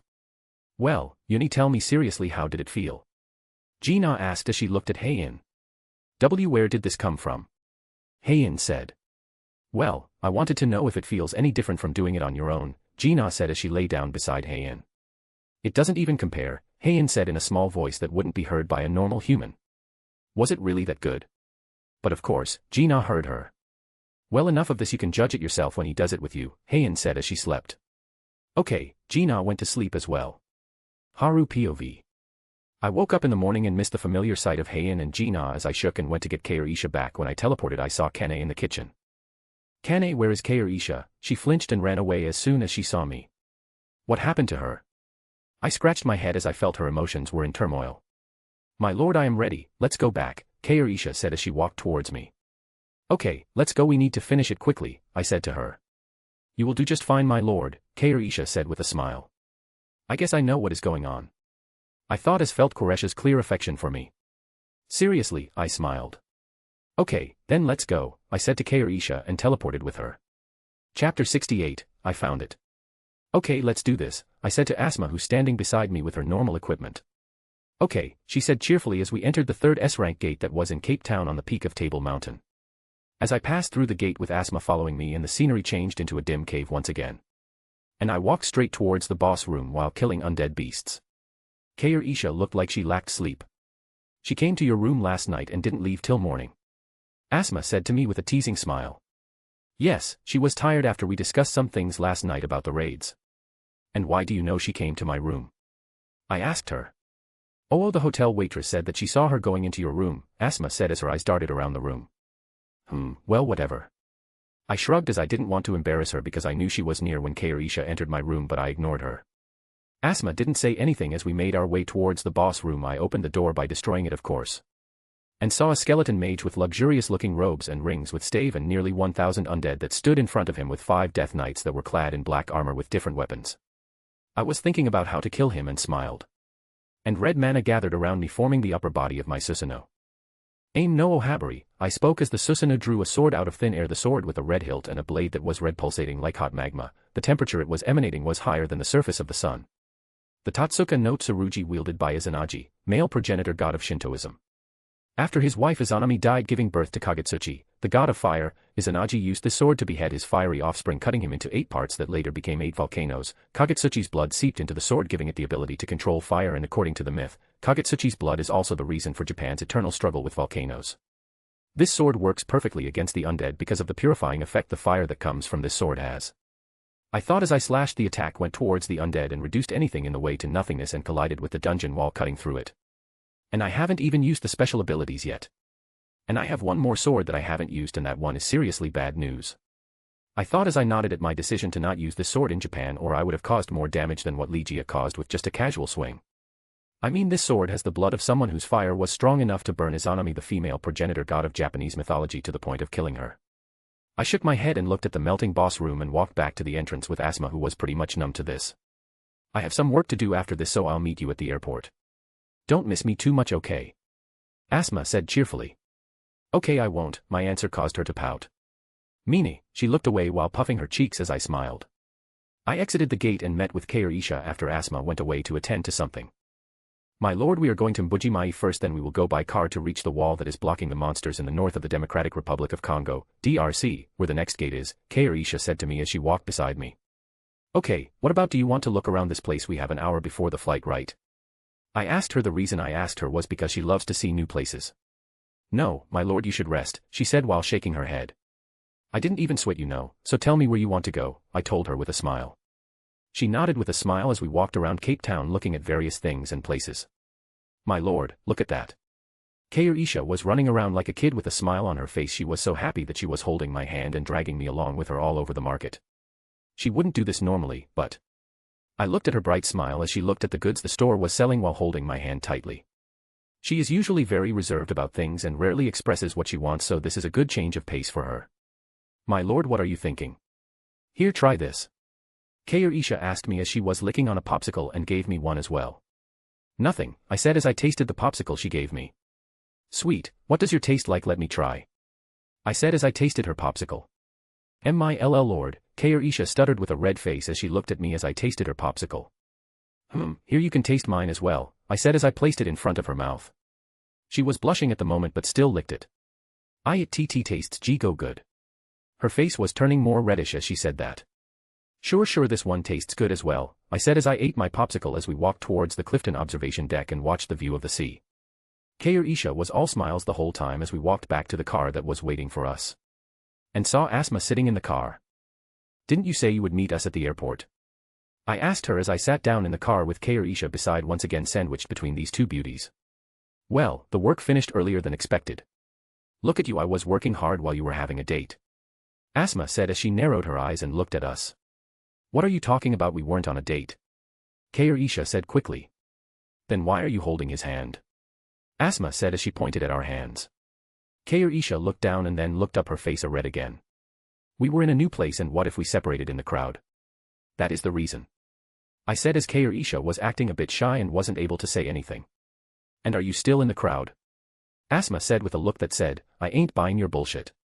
I just feel like holding her hand. Isha, do you mind if I do? I asked. And no, you can do what you want with me, Isha said as she broke out of her daze. Oh ho, he can do whatever he wants, huh? Asma said as she covered her mouth and gave a sly laugh. Isha was stunned, then she understood what she had said and her brain stopped working. Then I'll do as I please, I said as I held her hand tightly and smiled. This caused Isha to break out of her stupor as she nodded shyly and looked away. And we reached the airport after 20 minutes and boarded the plane. Now we are on our way to Selong National Park. It is the place from where the monster-infested region starts, but it will take 2 hours to reach there by car. Even though I can reach there in an instant if I want to, but we are going with the group of African hunters that came here and Asma is traveling with them. So I am currently alone with Isha if I ignore the driver who can't see us because of the one-way glass that is between the back and front seats. I am so bored, I said as there is no network on my phone, so I can't read novels online because I already read the ones I downloaded on my phone. My lord, why don't you rest and take a nap? Isha suggested as stopped reading a book about Arthurian mythology. Well, I can't really sleep comfortably while sitting, I said. Then if my lord doesn't mind, how about you rest your head on my lap, Isha said as she blushed a little. Are you okay with it? I asked her with a smile as I looked at her. Why yes, it is my duty. She said. Okay then, I said as I placed my head on her thighs, and God, do I feel like I am sleeping on a cloud. Her thighs are so soft, they are perfect, I can sleep here all day. How does it feel, my lord? Do you feel uncomfortable? Isha asked me. It feels the best, I said with a smile. Then I felt her hand caressing my hair softly, and caringly I opened my eyes to see her. She was smiling softly as her eyes were full of affection. I closed my eyes again because I felt sleepy. After 10 minutes. My lord, I found it, she said in a soft voice. What did you find? I asked with my eyes closed. Then I felt her kiss on my forehead and I opened my eyes and looked at her. I have found the reason to live my life and I will cherish it. She said as she looked at me with the brightest smile she has ever shown. I am glad you did, I said as I closed my eyes again and fell asleep on her lap as she caressed my head softly. Chapter 69, Take Me However You Want. I took a short nap and woke up. Isha, did we reach the wall yet? I asked Isha as I opened my eyes. No, my lord, there is still an hour left. She answered softly. Okay, do you feel uncomfortable sitting like this? I said as I sat up. No, if anything I feel happy. She said with a smile. It caused me to smile as well. Even though I haven't known her for long, she has become an important part of my life. I thought as I pulled her into a hug. And my lord, she was stunned as she looked at me in surprise. Call me Haru from now on, I whispered to her. I see can't, she said. Come on, are you going to call your future husband, my lord? I said while caressing her face. Husband, my lord, I don't deserve it, I am a mere servant, she said as her eyes teared up a little. Oh, did you think your position is lower than others? I asked her as I raised my eyebrow. She lowered her head and said in a little voice. Maids were like that from WW where I came from. They would do what their lords told them to. Even if it WWW was that. I couldn't see her face but her ears were red. Oh, what did their lords order them? I asked as I grinned. The gap between her calm and confident appearance to her acting meek and coy was so cute that I couldn't help teasing her. A company them too. Her small stuttering voice died down near the end. Accompany them to where? I asked again. My lord, please don't tease me. She buried her head in my chest and said. I lifted her chin and saw her completely flushed face with some tears in her eyes. Who told you to be so cute? Now, don't think your position is lower than others. For me you are as important to me as Heian, Gina, and Kane. I love you, Kairisha. So don't lower yourself like that. Alright, you are a beautiful woman who deserves the best and I promise to make you happy. I told her as I looked into her eyes. She buried her head in my chest again and hugged me tightly. I love you too, my lord. I didn't think I would even be able to live, but you saved me. Thank you for saving me and for giving me a reason to live and a family. Kairisha said as she cried. I patted her back to calm her down and after crying for 15 minutes and looked at me with tears running down her face. I wiped her tears and face with my handkerchief. But a family, huh? Aren't you thinking a bit too ahead? We haven't even married yet. I said to her with a grin. My lord, why you know that isn't what I meant, Kairisha said as her face was red. Well, you aren't wrong, I'll give you a family but that will have to wait, I said to her. My lord, I saw her face turning redder as she looked down. Oh, you don't want to have children? I asked her sounding a little sad. I want to have my lord, please stop teasing me. She stopped mid-sentence when she looked up and saw my teasing smile. Okay, I get it. I smiled and hugged her strongly, causing her huge breasts to crash onto my chest and holding her small waist. Her face was so close that I could feel her ragged breath on my face and smell her sweet citrusy scent. My lord, she muttered softly and closed her eyes as I moved my lips closer to her and kissed her slowly, letting her enjoy the feeling. Tasting her small and soft lips slowly, after 5 minutes I moved back because she was having difficulty in breathing. My lord, Kairisha said with cloudy eyes. I moved in and kissed her more and more as I placed my hand on her nape. After kissing for 5 more minutes I broke the kiss and went down her jawline. My lord, Kairisha moaned a little as I started kissing her neck, sucking on her smooth skin, and left a few hickeys on her neck. After some time I stopped and looked at her flushed face. My lord, Kairisha said. What is it? I asked her as I caressed her face. She held my hand on her face and kissed the palm of my hand softly. I love you, my lord, more than anything, she said as she kissed the back of my hand, showing the air of a knightly empress. Oh, you are acting like a knight now, I said as I pulled her near me and looked in her eyes. She looked down shyly again. This gap is so cute. I love you too. I smiled and then hugged her lovingly. Kairisha said as she rubbed her face on my neck and chest. I laughed at her and let her climb down from my lap. I laid her head on my lap and caressed her head like she had done to me a little while ago. Kairisha was smiling as she enjoyed this. My lord, Kairisha said. I looked at her. When are you going to propose to Kane? She asked. Why are you eager to add another wife to your husband? Usually isn't it like you try to drive women away? Don't tell you are like getting NTR'd. I tilted my head as I asked her. My lord, please stop teasing me. You took Kane's name just now even when she isn't in a relationship with my lord. So I thought you had already made up your mind. Kairisha said as she looked a bit down. Well, I have made up my mind regarding her. What do you feel disappointed in me? I asked her as I sure am feeling like that. No, my lord, I am speaking for all of us, that we know what type of man my lord is. You aren't someone who goes around having relation with every beautiful woman he sees. That is the reason we fell in love with you and we trust you. And Kane likes you as well, from what I have seen, and my lord likes her as well, from how you told the Korean Hunter Association to release news about Japan's plan and the reason Kane wanted to join your guild so that her reputation doesn't get damaged. If you hadn't done that, Kane would receive the same retreatment as a traitor. That is the reason I asked you. Kairisha said with a smile. Thank you for believing in me, I said as I caressed her face. It is natural, my lord, if you were that type of man you would have already had intercourse with that fox who has been trying to tempt you. Kairisha said as she held my hand with her. Who, Asma? I asked her and gained a nod from her. She has been trying to get into my lord's bed all this time, Kairisha said as she pouted as she sat down. I smiled and looked at her. Don't worry, I won't break the trust you have in me, I said to her while hugging her and kissing her on her forehead. I am sure you won't, my lord, Kairisha said as she wrapped her hands around my back, and we stayed like that till we reached the wall. Third-person POV. So this is the wall that blocks the monsters, Haru said while standing in the observation deck on a 100m tall earthen wall. Yes, and you can see the gate from here, Asma, who was standing near him, said as she looked from binoculars.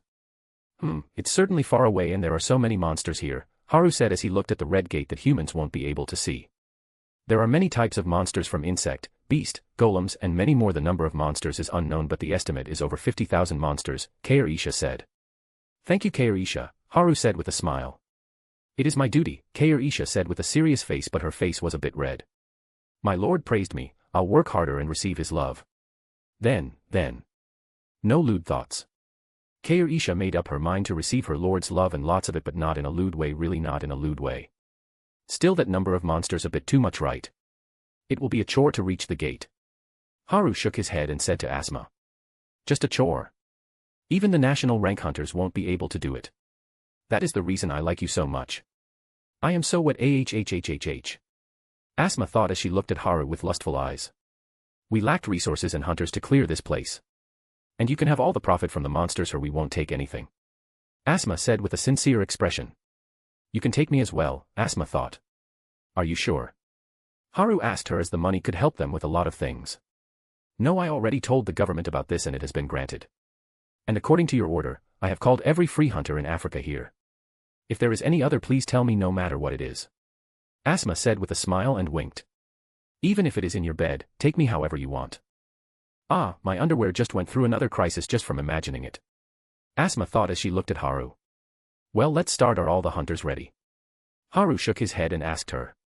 Asma nodded and felt a bit disappointed that he ignored her. Am I not attractive enough? No, I should be, right? Asma thought as she looked at Kaorisha, who was glaring at her. Aren't you okay with him having another woman? I don't mind it as well. So why are you glaring at me? It is not like I want him for myself. Asma shrugged. Then tell them to get ready and kill any beasts that are left alive, Haru said as he walked near the edge of the observation deck. Okay, I'll go and tell them. Asma walked out of the room ignoring Quresha's glare. Kaorisha, I'll be back in a bit, Haru said as he kissed Kaorisha on her lips deeply. Yes, my lord, Kaorisha said with a smile. So this is what it feels like to have a husband. I think I understand what you told me, father, when you talked about mother. Love changes people. It truly does, I believe it now. Kaorisha thought as she looked at the wide back of Haru, who jumped down from the wall. Please be careful, my love. She muttered with a red face while smiling as she looked at where Haru landed. Chapter 70, Let Me Talk. Currently, the feed of Haru walking through the Selong National Park was broadcasted on the internet. This footage was captured by the cameramen who were boarding helicopters. 5 helicopters were flying in the air near the hunters. 3 were capturing the area, magical beasts and African hunters that were killing the beasts that were alive, while 2 were focusing only on Haru, who looked like he was taking a walk in a park or something. Well, he certainly was taking a walk, but a bloody one like a certain vampire, as his path was painted full of blood and corpses of magical beasts which he killed with his presence of the emperor, or so the name the netizens gave his ability. This is something else. First time. LOL, someone is seeing the emperor's raid for the first time. I am still shocked there are people who don't know him. Don't worry, fall to the dark side. Why should I? Yes, we have cookies and photos of Haru-sama in an apron. Sagely strokes the non-existent beard. You son of a bitch, I'm in. Welcome, comrade. Raises a teacup. Comrade intensifies star. Well, let's not blame the new peps, even we get surprised from what Haru-sama pulls off sometime. You mongrel, if you get surprised by something Haru-sama does, then you aren't his true fan. You have to know that he can do anything. Thank you, senior. This lowly junior will remember the valuable lesson. Now this humble junior will take his leave to repent on his mistakes and study his Tao of Haru-sama. Senior is pleased to have an intelligent junior. Okay, look, he is near the gate already. It has only been like an hour, right, and he already wiped out half of the monster-infested region. Well, he has to slow down so that the hunters behind him don't get overwhelmed. It is seriously unbelievable how one person can be this overwhelmingly stronger than others. He reached the gate and entered it as well. I really wanted to watch him fighting inside the dungeon. Well, I can't be helped, he is too fast for the others to catch up. But it is still amazing how well the raid is going. You are right, many hunters have tried to clean this area but to no avail, even national rank hunters have failed. I would say if it wasn't for Hunter Asma and Sari holding those monsters inside those walls, Africa would be finished. Oh, you are talking about Cleopatra. She is really a blessing to us. If she focused more on raids and not on containing the monsters, then she would for sure be dubbed as a national rank hunter. You are right, she can use earth elemental magic so well, and her healing magic is the best in the world. She can heal someone who is in a near-death state even if he has lost all his limbs and barely holding on to life. That is really something. I don't know how many countries have tried to poach her from Egypt, but she didn't accept any offers. Her relationship with Haru-sama seems friendly, right? More like she is thirsty for him. Didn't you see her interview? Oh, I did. And even in the footage she took when she was with Haru-sama in the dungeon. She was flirting with him constantly. Well, too bad for her, our emperor already has an empress. I seriously won't be surprised if Haru-sama has more than one lover. Then Cleopatra might have a chance, from I have seen Hunter Haru is very reserved with women and isn't the type to go around flirting. But I think he has more than one lover, and considering Hunter Tawada went to Korea, I guess she is the second one. LOL, Japan has been thrashed online. And that Matsumoto was imprisoned as well, right? I hope Hunter Tawada can find her happiness. I mean, after I saw what happened in her childhood and how she worked so hard for what she wanted to achieve. Have you seen how many Japanese girls have been offering themselves to Hunter Haru as an apology for what their government has done? LOL, do they think he is Yamato no Orochi or something that he will ask for girls as tributes? It sure is contradicting considering the name of his ability. LOL, this is getting so out of hand, like Haru-sama will take any of the girls as his own. Then why does your bio says as, I offer myself as a tribute for what our government has done, so please take me. Cough asterisk, there is no harm in trying it, right? Maybe I'll be lucky. Japanese girls are wild. Agreed X1000. Anyway, what do you guys feel about Hunter Tawada going to Korea? Yes, I do feel sad that Tawada-sama went to Korea, but at least she is happy there rather than feeling suffocated here. Hunter Shimizu came forward and told the reporters that Hunter Tawada was against the plan from the start, and she told Hunter Haru about it. The Draw Sword Guild apologized in public for their actions. Yeah, it sure has been an eventful month. Hunter Sung has cleared the second S-rank gate of Germany this morning. Seriously, that was fast. Korea has 2 monsters in their ranks that men can summon so many soldiers that it is outright unbelievable. It is only increasing with time. Is Korea going to become a superpower now? Dude, it isn't Korea but Ajin Guild that houses these 2. These 2 are related as well with another S-rank that hasn't been that active on the front stage. Seriously, what is with this family? Are they like descendants of gods or what? LOL, I wouldn't be surprised if it is true. Sigh asterisk, but it is good that we can live safely thanks to these 2. These 2 are seriously cheating the system. Mongrels, no system can hold Haru-sama. Hunter Haru came out already, let's watch it. Wait, why aren't they continuing? The hunters are tired, I guess. Hey, isn't that? OMG, what is he doing there? Is he there to help?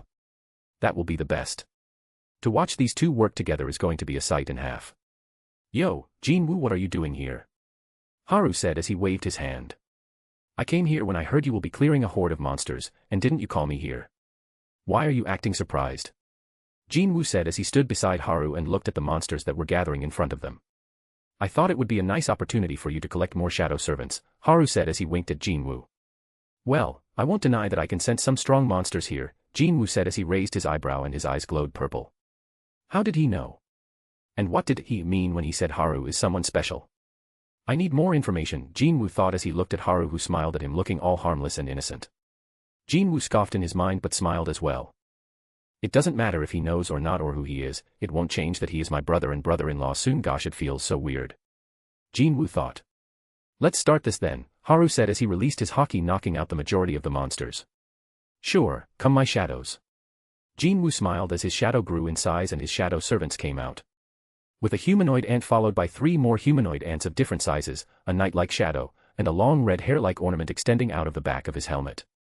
Leading the way with a huge bear, an armored humanoid with a huge axe that looked smoky, followed by a naga with a trident and an orc that was dressed in robes. There was also a large golem and a humanoid shadow with pointy ears and 2 daggers in his hands with many shadows that looked like different magical beasts. They all kneeled behind Jinwoo. My liege, we await your orders. The humanoid ant said as he lifted his head. Go forth, Jinwoo said in a low voice, looking all heroic as he pointed towards the monsters. Yes, my liege. The humanoid ant said as he rushed forward while screeching. Screech asterisk. The knight shook his head as he bowed his head to Haru and went towards the battlefield leading others. Jinwoo saw Haru was looking at him with weird eyes. What happened? Jinwoo asked. Jina said was correct, you are too much of an edgelord, Haru nodded. Hey, that is uncalled for, Jinwoo said. I mean, it is okay, I guess everyone has their quirks, but to ask your shadow summon to call you liege, come my shadows, yeah, that is crossing the line, Haru said as he looked at Jinwoo with sympathy in his eyes. Jinwoo didn't know what to say. Don't worry, I understand, we are family after all, Haru said as he flashed a smile. Jinwoo's eyebrows were twitching. It still isn't that late, you can still be saved. At least you haven't been doing this in front of a mirror. Haru said as he nodded and looked at Jinwoo. Jinwoo avoided his eyes. Hey, look at me. Why are you looking away? Haru said as he shook Jinwoo's shoulders. Looks like it is too late. I am sorry, Aunt, I wasn't able to keep my promise. Please forgive me, Haru said as he looked all down. Don't talk like my mother died, you bastard, Jinwoo said as he looked at Haru, who was on his knees looking all devastated. He scoffed. You are beyond saving now, Haru said as he hung his head. Oh, shut up. You dressed in a maid's uniform, at least I didn't do that. Jinwoo said. Hey, that was an emergency, don't mix it in this, Haru said as he looked up at him. It is true though, Jinwoo said. And I looked good while wearing it, Haru said. That isn't something to be proud of, Jinwoo said as he looked at Haru weirdly. Yes, having no friends is also something you shouldn't be proud of, Haru said as he looked at Jinwoo. Aren't you the same? Jinwoo said. Let's focus on the raid, Haru said. Hey, answer me. Let's focus on the raid. Don't ignore M-. Let's focus on the raid. Let me talk. Let's focus on the raid. Chapter 71, Pampered. The raid, if it can even be called one, continued for 5 more hours before Haru and Jinwoo finished the 2 monster-infested regions. After which Jinwoo went to Romania to finish the gate that was remaining and cleared the gate in 2 hours, then cleared the last S-rank gate the next day in Venice. The internet was lively as always with the netizens discussing about Haru and Jinwoo. Hunter Sung is for sure a national rank hunter. For sure that guy is built differently, for sure. To clear multiple S-rank gates alone, and he has his unique abilities as well. Yeah, those summons are just cheating. Man, I feel like national rank isn't a correct rank for Hunter Haru. I feel the same, he is already way too powerful for that, as he killed a Kamish level monster alone and a monster that can play with national rank hunter thrice. Although the level of the past 2 monsters haven't been confirmed. From the footage that was broadcasted, you can see that they aren't something national ranks can face. Haru-sama is the best after all. What rank do you guys think will be suitable for Hunter Haru? I mean, there hasn't been a case where a hunter stronger than national rank hunter has appeared, and one that is this strong at that, so it is difficult to rank him with our normal power ranking. World rank maybe. There is no ranking like that, right? Yes, there isn't, but that doesn't mean it can't be created. How about we bombard the International Hunter Association and UN with this request? If there are enough people behind it, they will listen for sure. Council of Men approves star. Comrade intensifies star. And the nightmare of the International Hunter Association and UN's employees began. Thank you for helping us clear the gate and monster-infested region. We are very grateful for your help. The president of the African Hunter Association said as he bowed his head to Haru. It was a deal, there is no need to feel grateful. I am getting paid for this, so I'll do my job. Haru said with a smile. Thank you, then I won't hold you for long. We will send the detailed calculations after everything has been accounted out. The old man said with a smile, and he looked like a huge burden has been lifted off his shoulders. Fufu, don't you look relieved, Grandpa, there is still work to do. Asma, who was sitting beside Haru, said. I know. The old man said with a wry smile. And Haru, are you sure you don't want to ask for anything other than what has been agreed on? You can ask for anything, you know. Asma said while emphasizing anything with seductive eyes. Ask for me, I am such a naughty girl. Kaya. Asma was squealing in her head as she wished Haru would take her. And Kair-Isha looked at her and shook her head. The old man was a bit stunned when he saw his granddaughter act like that. It is good that you are starting to look at the opposite gender, but... No, I will take what was agreed upon and nothing else, Haru said with a smile. Okay, then it is your loss anyway, Asma said as she pouted. As I thought, it's a pity. The old man shook his head, then looked at Haru again. Then I will excuse myself, I have to go back home, Haru said as he stood up. I won't delay you any longer then. And once again thank you. The old man said. Haru waved it off and looked at Asma, who was still pouting. Then I will be off. Thank you for taking care of me while I was here. Haru said as he patted Asma on her head and walked out of the door. Asma didn't know what to do, her mind was blank at the moment as her face so red that even her tanned skin wasn't able to hide it. Sigh asterisk, even though you act like that you don't have much experience in this area. The old man said with a knowing smile, and his words caused Asma to break out of her daze and sadness took over her expression. Grandpa, do I not look attractive enough? She said in a small voice. Kid, it isn't about being attractive or not. The problem is the one you are trying to go after already has someone. The old man said as he shook his head and tried to soothe his heartbroken granddaughter. But he has more than one lover, right? So what is the problem? Asma asked. Just because he has more lovers doesn't mean he will just sleep with every beautiful woman he sees. Well, don't dwell on this, these things are always complicated. Go back home, your mother called for you because you haven't gone back home for a long time, and with the monster-infested regions cleared you should take a rest for some time, leave the rest to me. The old man said as he stood up and patted Asma's back. She nodded and went back home in a gloomy mood. It will take time, but she will get over it.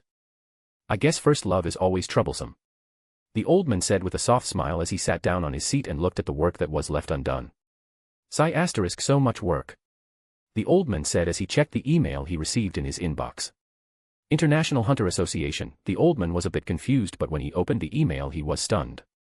Are you serious? He was shocked as he read the email and sent his answer. The International Guild Conference is sure going to be eventful. The old man muttered as he shook his head and continued his work. Welcome back. When Haru stepped into the house he was greeted with the sight of Gina and Heian welcoming him. Kane was standing a bit behind them. Welcome back, Kane said as she looked away. I missed you both, Haru said with a smile and hugged both Heian and Gina, who hugged him back. And you as well, Kane, Haru said with a smile, and Kane nodded with a bit of blush. Sit down, you must be tired after an expedition that big, Heian said as she held Haru's hand and guided him to sit on the sofa and massaged his shoulders. Haru sat down as he said. Well, I am not tired, you know. It wasn't really that difficult. But I won't reject being pampered. Don't worry about it. Just ask when you feel like it, Heian said with a smile. Gina was using her phone as she laid her head on Haru's lap. And Kair went to unpack the luggage. We know easily you completed the raid because we saw you on the T.V. Seriously, that ability of yours is a cheat, Kane said as she sat down in front of Haru. Well, I won't deny that, Haru said with a smile, as hockey if used correctly is a cheat and the ability itself doesn't have any crazy requirement because everyone emits hockey, from people to animals to plants to inanimate objects such as metal, rock, and weapons. Everything has hockey. It is just that the more intelligent the creature or object, the more chance they have of using hockey. And intelligence here isn't something like genius types but refers to one being able to think on their own and make decisions, a basic ability living creatures have. That is also the reason that humans are the creatures that can unlock hockey more successfully than others creatures. After some time they talked about the gates and more random topics. Okay, I'll go and take a bath then, Haru said, and Gina moved her head. Haru stood up and went to take a bath. Kair came back after Haru went to take a bath.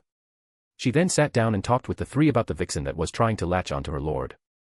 After some time Haru came back wearing a yukata with a blue and black checker pattern. With his hair still wet and some water drops sliding down his fair and smooth neck. Where did Kane go? Haru asked Heian.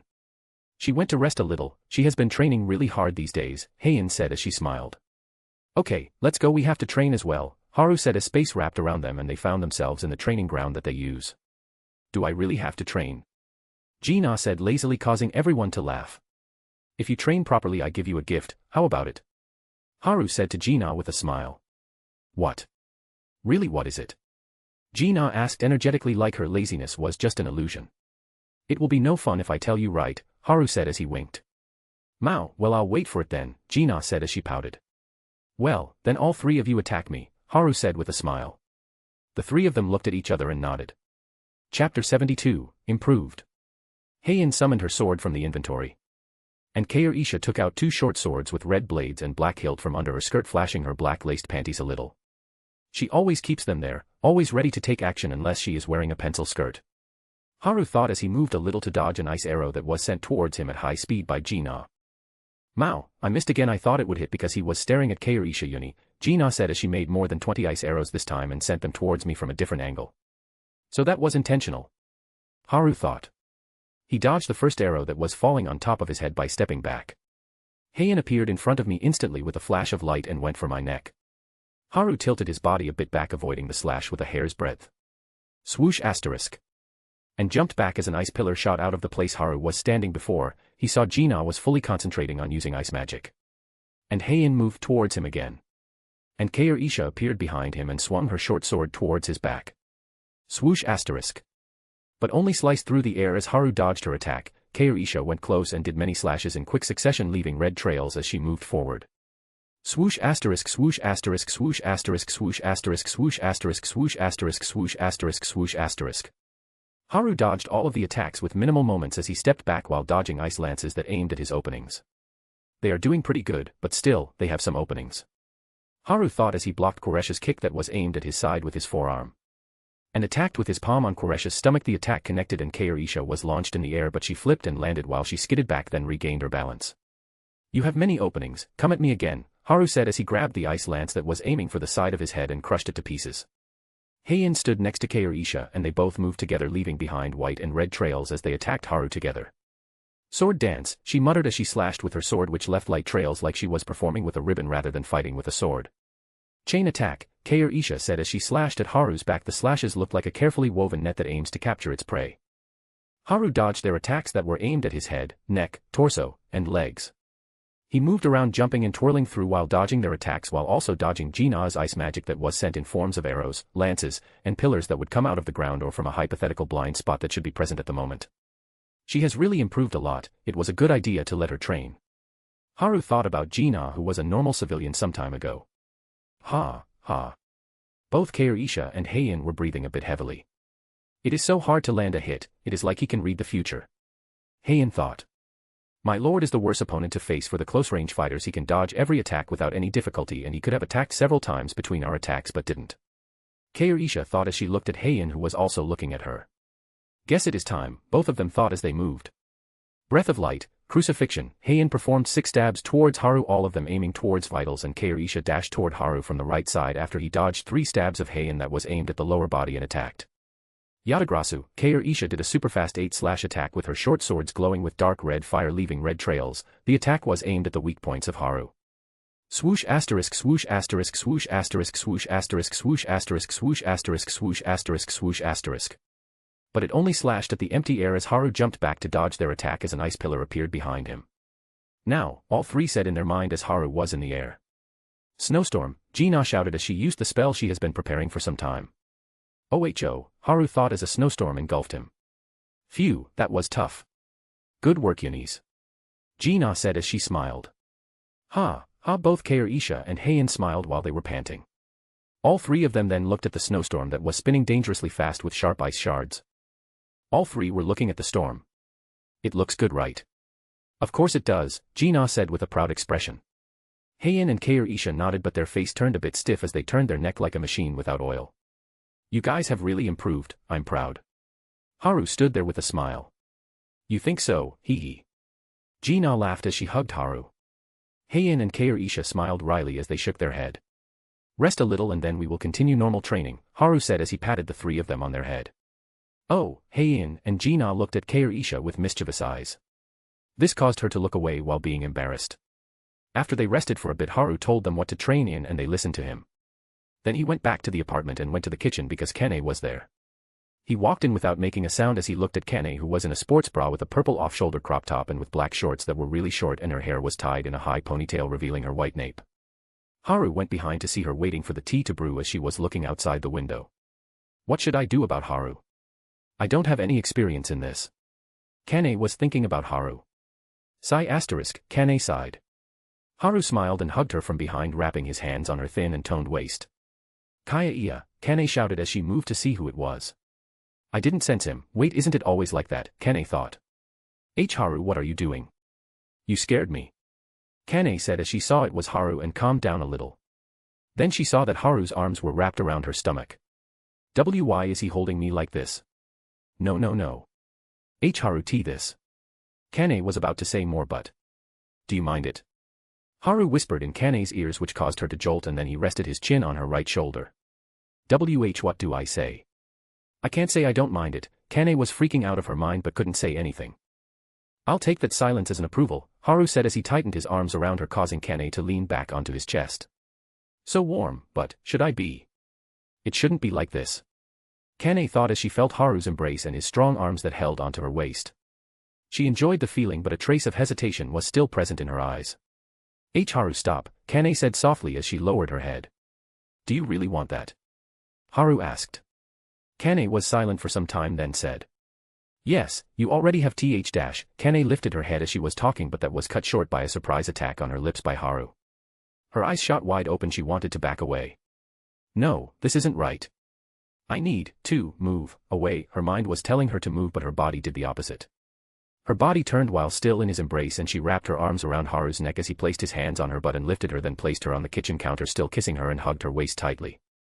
This is bad, Kane thought as she wrapped her legs around Haru and pulled him closer. She felt his tongue move inside her mouth and slither around, wrapping around her tongue, and her mind blanked for a moment. Her heartbeat grew erratic and she was having difficulty breathing as Haru kissed her so strongly. Haru moved back and looked at Kane, who was panting for breath with a red face and misty eyes. I know that you are lying, so let me tell you, I love you, Kane. I know it might be hard for you to accept it, he was about to say more, but Kane kissed him, sealing his mouth. This is payback, jerk, Kane thought as she kissed him sloppily because she didn't have any experience in this. She tried to fight his tongue and dominate him, but that backfired in every possible way as she was dominated instead. The battle of tongues continued for another 10 minutes before both Haru and Kane moved back with a string of saliva connecting them. I love you too, although I hate you because you have multiple lovers and still have the guts to kiss me like this. Humph, Kane said as she looked at Haru and puffed up her cheeks. Well, what can I do? That was the only way to solve this. If I asked you for a date you will definitely run away. Haru said as he hugged her lovingly. How do you know me so well? Kane muttered. Haru looked into her eyes and smiled. I just know. He said with a smile. This. She was stopped midway again as Haru kissed her again and a bit violently this time. After this, they both sat down in the living room with some tea that was overbrewed because they were a bit too engrossed. Haru, do you think I should train a bit less? Kane asked. Why did you get hurt? Haru asked as he looked at her with concern. Kane felt a bit warm because of his worry. No, I thought to tone down the muscles a bit. They are a bit. Kane said as her voice trailed off. If you are worried about that then don't, you look beautiful. So don't worry about anything. And I like it a lot. Haru whispered the last part in Kane's ears as he hugged Kane, positioning her back on his chest and his hands rested on Kane's stomach. Oh okay, Kane said as she leaned back his embrace and placed her hand on his, keeping it in place. But I didn't know you could scream that cutely, Haru said. Forget about that or. Kane's voice sounded colder than ice. Okay, that isn't going to happen, Haru said as he kissed her on her forehead. It is go, Heeyyyyyyyyyy, Kane shouted at the unexpected answer. Haha, Haru laughed. Chapter 73, You Train.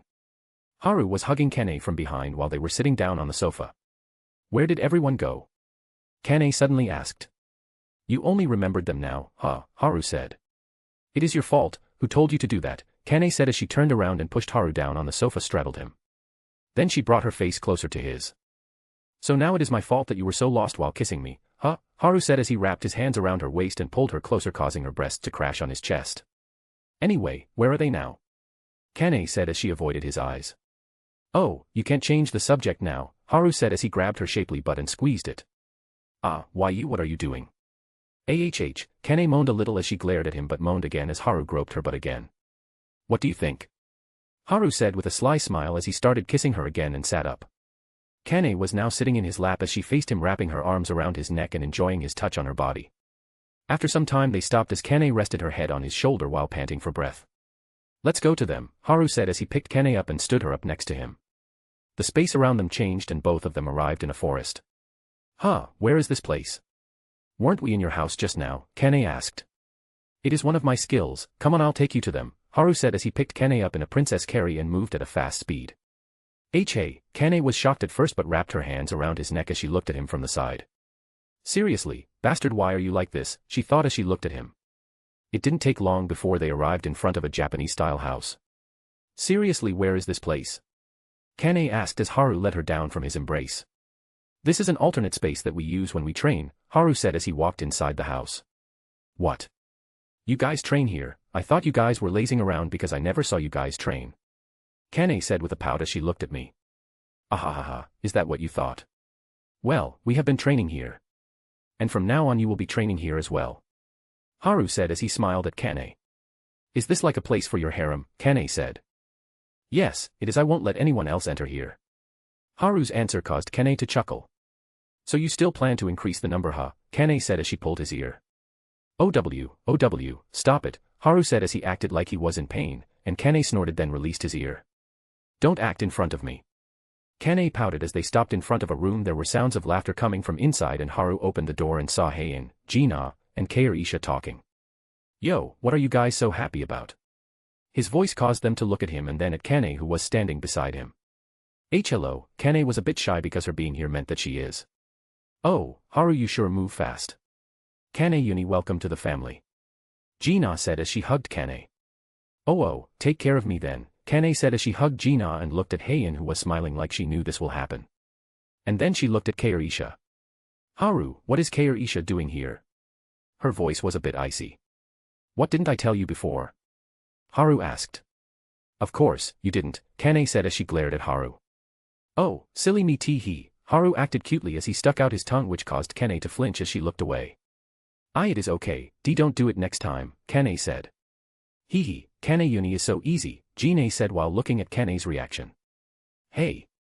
Kane got angry and pulled Jina's ear. Ow, ow, ow, stop uni. It will fall off. Jina was struggling. After that, all of us sat down and started to talk. Aren't you moving too fast? Heian asked Haru. Yes, Haru, this was simply too fast. I thought Kaneyuni would be the hardest one to convince even though she likes you a lot, Jina said as she hid behind Haru while rubbing her ear. Wait, was it that obvious? Kane asked. And all of them nodded. Kane's eyes twitched as she looked away while pouting. I just saw a chance and acted, that is all. If I went the normal route it would definitely be hard, no hell because of her personality. Haru said as he looked at Kane. Humph, you tricked me. She looked away while saying. Then everyone talked about random stuff and then Haru told Kane about the status, inventory, and shop. This was Kane's status. Name, Tawada Kane.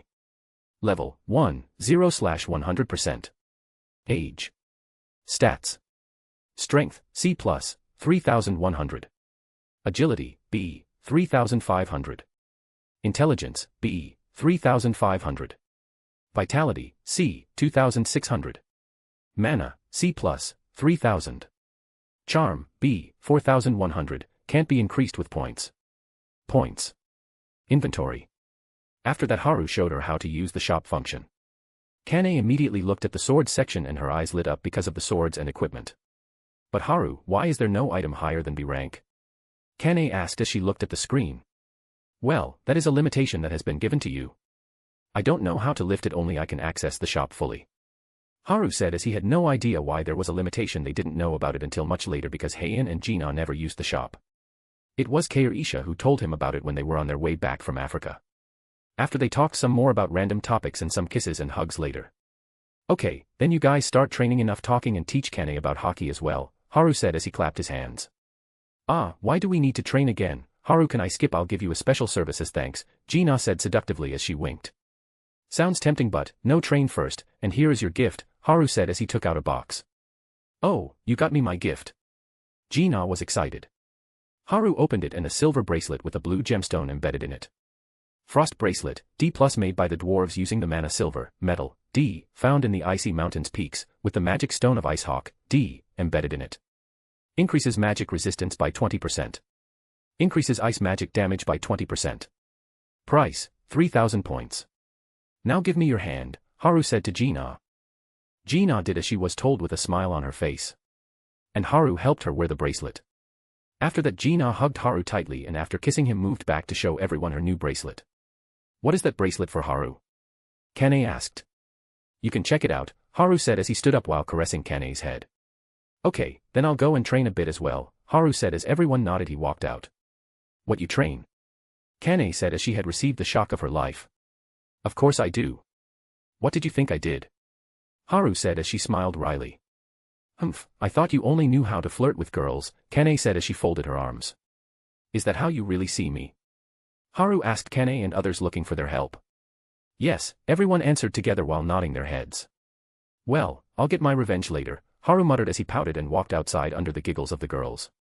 Haru moved far away from the house where his clones were training. He saw 70 clones training. What will their reaction be like if they saw this? Haru smiled but shook his head as all the clones turned into smoke and his head was filled with information. So the Shadowwood clone jutsu has advanced till this point. This is good. Haru thought as he has been trying to make this for some time. He shook his head as he opened his status because he had to do something first. Status. Name, Tsujikuni Haru. Level, 32, 20/100%. Age. Stats. Strength, A+, 6100. Agility, S, 7100. Intelligence, SS, 9100. Vitality, SS, 9300. Chakra, Mana SSS, 11700. Charm, SS, 10100, can't be increased with points. Points, 10. Inventory. Demon Slayer uniform with Haori, D. Runestone, Gluttony, S+. Runestone, Super Regeneration, S. Runestone, Giant's Roar, B. Sword Eater, A. Store. Relationships. Sung Ji-na, lover. Cha Heian, lover. Kairisha Kalistraya, lover/maid. Tawada Kane, lover. Party. I opened my inventory and took out the runestone, Super Regeneration, S. It was a green, dark green stone with an F that looked like a tree as the vertical line was longer that made it look like a tree struck and the horizontal lines were tilted upwards making them look like branches. I injected my magic into it and it turned into light green light fragments and got absorbed in my body. I felt like my vitality shot through the roof. I felt way more energized than before. It was like every cell in my body was alive and full of power raring to go. Then I felt uncomfortable in my pants and looked down. I saw my little brother standing proudly letting his presence known. Fuck, it even has an effect like that. I thought as I tried to calm down my dragon. Chapter 74, Bonus Chapter, Dream. After 30 minutes I was finally able to calm down my raging boner. But I didn't know that it had this type of effect. I was able to control my sex drive pretty easily, but it is hard to do now. Maybe it was a mistake to use this rune stone. I closed my eyes to check what changed in my body. My chakra has increased exponentially. I can regenerate limbs even if they are severed, and my healing factor has also increased. My body feels lively and more powerful than before. I felt my skin becoming smoother. Lastly, my sex drive increased by several times. It is a bit hard to control, but I can control it with time. Well, it is too late to think about it now, I thought while shaking my head. And then took out the runestone, Gluttony. This was something that I wanted to use for some time because I was interested in its effects. The runestone appeared in my hand. It was jet black with an ominous-looking cloud on it. I sent my magic into it and it turned into black particles and got absorbed into my body. And I felt a bit weird. I don't know why, but it feels weird. I closed my eyes to see what I can do with this ability. Predation is an ability that absorbs the target. However, if the target's willpower is greater than the user's, me, the success rate greatly decreases. The affected targets include but aren't limited to organic matter, inorganic matter, skills, and magic. Predation can be used from a far greater range. Interesting, this is really something. So you are telling me I can take other people's skills with this as long as I have higher willpower than them? Of course I need to defeat them. This certainly changes the whole game. I muttered as I stood in place. I was thinking about how to use it and then made 100 clones to train the abilities. Then I made a translucent sword in my hand, the soul sword ability. It was really hard to make new techniques out of this one. At first, it was just a nonsense idea, but it turned into reality after I continued my experiments. I was able to condense the House Hoku Haki into a weapon.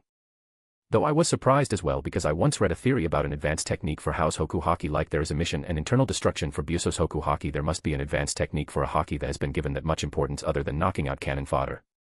And then we saw Rogers and Whitebeard clash with House Hoku Haki imbued into their weapons and Luffy using it against Kaido. So I was always wondering, was that all it was and there was no other technique, or it hasn't been revealed yet? So I tried to make my own and succeeded in it. I also tried and succeeded in controlling natural elements like wind and thunder as well, like Dragon did when he helped Luffy's ship to move faster to help them escape from Smoker in Chapter 100. In Chapter 586, when Dragon meets Sabo, we also see there's a storm in this scene. Later, when the revolutionaries help the people of the Grey Terminal escape from the fire, the wind creates a path by putting out some of the flames. It's still possible that Dragon's power might be connected to some sort of devil fruit rather than Haki, but we've also seen some similar effects around other characters. Like when two House Hoku Haki users collied with House Hoku Haki imbued into their weapons, we have seen the sky split and turn black with thunder rumbling. Although, it's really hard to make use of it. I was only able to use the first form, which was disintegration ability, to damage the souls of those weaker than me. But I feel like there is more to it. Well, I'll think about that later. And I continued to practice for 3 hours before I went back to the house in the training facility and saw them all sitting on the ground talking to each other. I walked out into the open and they noticed me. "My lord, you came back," Kair Isha spoke, and I nodded at her. "So did you guys train enough?" I asked them and they nodded. "I wasn't able to use Haki today, but I will be able to use it eventually. It is hard, but I won't lose," Kane said with determination. "Sure, you will," I said as I caressed her hair as she smiled as she made a guts pose. "Haru, let's go back, we need to take a shower," Gina said as she jumped on my back. I quickly caught her bare thighs as she wrapped her legs around my stomach.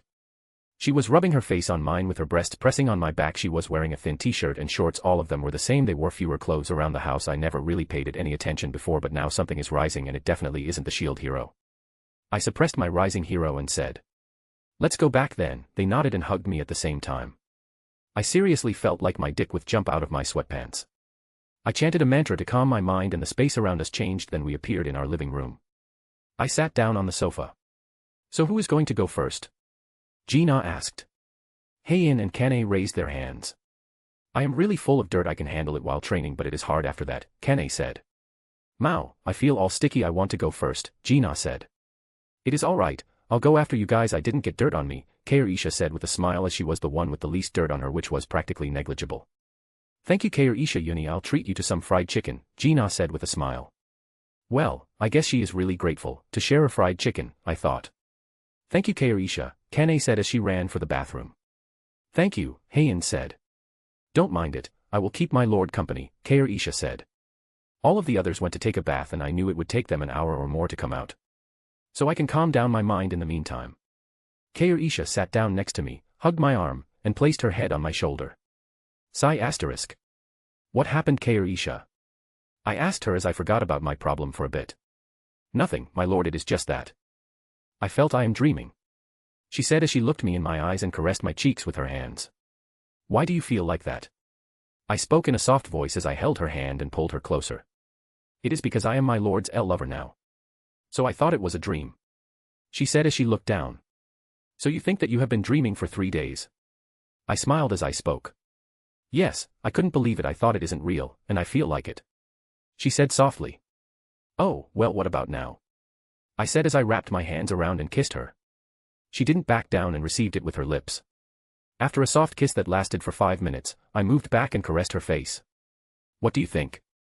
I asked. I am not too sure, but if it is a dream then I don't want to wake up. My lord, I love you and always will, for as long as I live. Isha said as she looked at me with affectionate eyes. I love you too, I said to her as I placed her head on my chest and caressed her hair softly. She tightened her hands around me and rubbed her face in my chest. My lord, Isha said again. I said. Can we stay like this for a while? She spoke. You can, as long as you want, I affirmed it with a smile. And she fell asleep like that. I didn't move and sat there. Would you look at that? Kane said as she came out of the bathroom in a bathrobe with wet hair and drops of water sliding down her long neck and into her cleavage. The bathrobe only reached her thighs and revealed her long white legs that glistened under the light.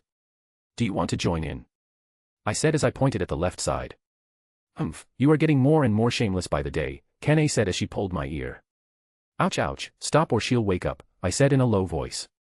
Whatever, I'll just take my spot here, Kane said as she hugged me from my left side. I can still smell the fragrance of her shampoo.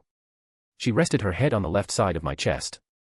I can see her bathrobe shift a bit, showing her bare boobs. Are you not wearing anything underneath? I asked her as I caressed her head. I am only wearing my panties. I don't like wearing clothes after a bath. Make me feel a bit caged in. She looked up and said. Oh, so you like to go commando, I understand, I said as I rubbed her back. She looked at me with a flat expression and pulled my ear again. Chapter 75, A Bigger Bed. Ow, stop Kane, I said in a slow voice and faking a painful expression. How can you make everything sound so weird? I only do this when I am home, Kane said as she looked a bit stunned. So you already think of this as your own home? I am happy, I said as I kissed her forehead while softly caressing her back. I guess I do, so don't make me regret my decision, she said as she smiled at me with tender eyes and pecked me on my lips for some time, and buried her face in my chest. After 5 minutes she stood up. Where are you going? I asked her. I am going to put some clothes on. We have to eat as well. Since Isha is sleeping, I'll cook. Wait here and keep her company, Kane said as she kissed me deeply and then moved her head back. Well, aren't you getting good at showing your love? It is much better than before, I said to her with a teasing smile. I don't have any experience in this, all right. You are the first man to ever be this close to me, Kane said as she blushed and looked away. Well, I am honored to be your first, I said with a smile. You should be, and stop saying it misleadingly, Kane said as she pouted and went to change. My lord. Isha was calling my name with a frown because my hand around her loosened. I am still here, I whispered softly as I caressed her back and saw her frown vanish from her face and a soft smile formed on her lips. She is so cute, I thought as I kissed her forehead and stroked her hair slowly. Kane came out after she changed into a red crop top that showed her midriff and black shorts that barely covered her thighs. What do you want to eat? Kane asked me. Just cook what you feel like, the food you cook is tasty anyway, I said with a smile. Okay, wait here then. She went towards the kitchen with a merry smile and started cooking. That was such a good bath, now I feel so hungry that I can eat a whole bucket of fried chicken. I heard a voice and looked towards the source, Gina, who came out from a bath and wearing a short-sleeved black t-shirt with a blue snowflake design and white shorts. Haru, oh, Gina, who was about to say something, softened her voice when she saw Isha, who was sleeping, with a smile. She sat down to my left and placed her head on my lap. Looks like Isha Yuni is happy, Gina said. She does look happy. I heard Heian from behind and turned my head to look at her. She has been there for some time but didn't say anything. Well, did she talk to you about that? Heian said as she hugged me from behind and placed her chin on my shoulder. Yes, I said as I caressed her face with my right hand. She is sleeping soundly, you know she hasn't slept for the past days, Heian said. Why? I asked her. When we asked her she said she was afraid it was a dream and if she went to sleep it will be over, Heian said with a smile. Yes, Kair Isha Uni talks funny sometimes, for someone so smart, Gina said with a smile. Well, we have all been there. Thinking it is a dream. Heian said with a soft smile as she pinched Gina's cheeks. I haven't, Gina said as she pouted and Heian laughed. Are you sure? Haru listened to what she said. Heian was about to say but. Heian Uni stop, I am sorry, Gina left my lap put her hands on Heian's mouth stopping her from speaking further. Now I am curious, I said earning a glare from Gina. Okay, I won't say, Heian said with a smile as she moved Gina's hand. Hey, you guys help me out here. Then we heard Kene from inside the kitchen. Okay, I'll help her, Heian said as she kissed me and went into the kitchen. I saw Gina was using her phone as nothing happened and she was reading some news as she placed her head back on my lap. Haru, why is your news in the entertainment section?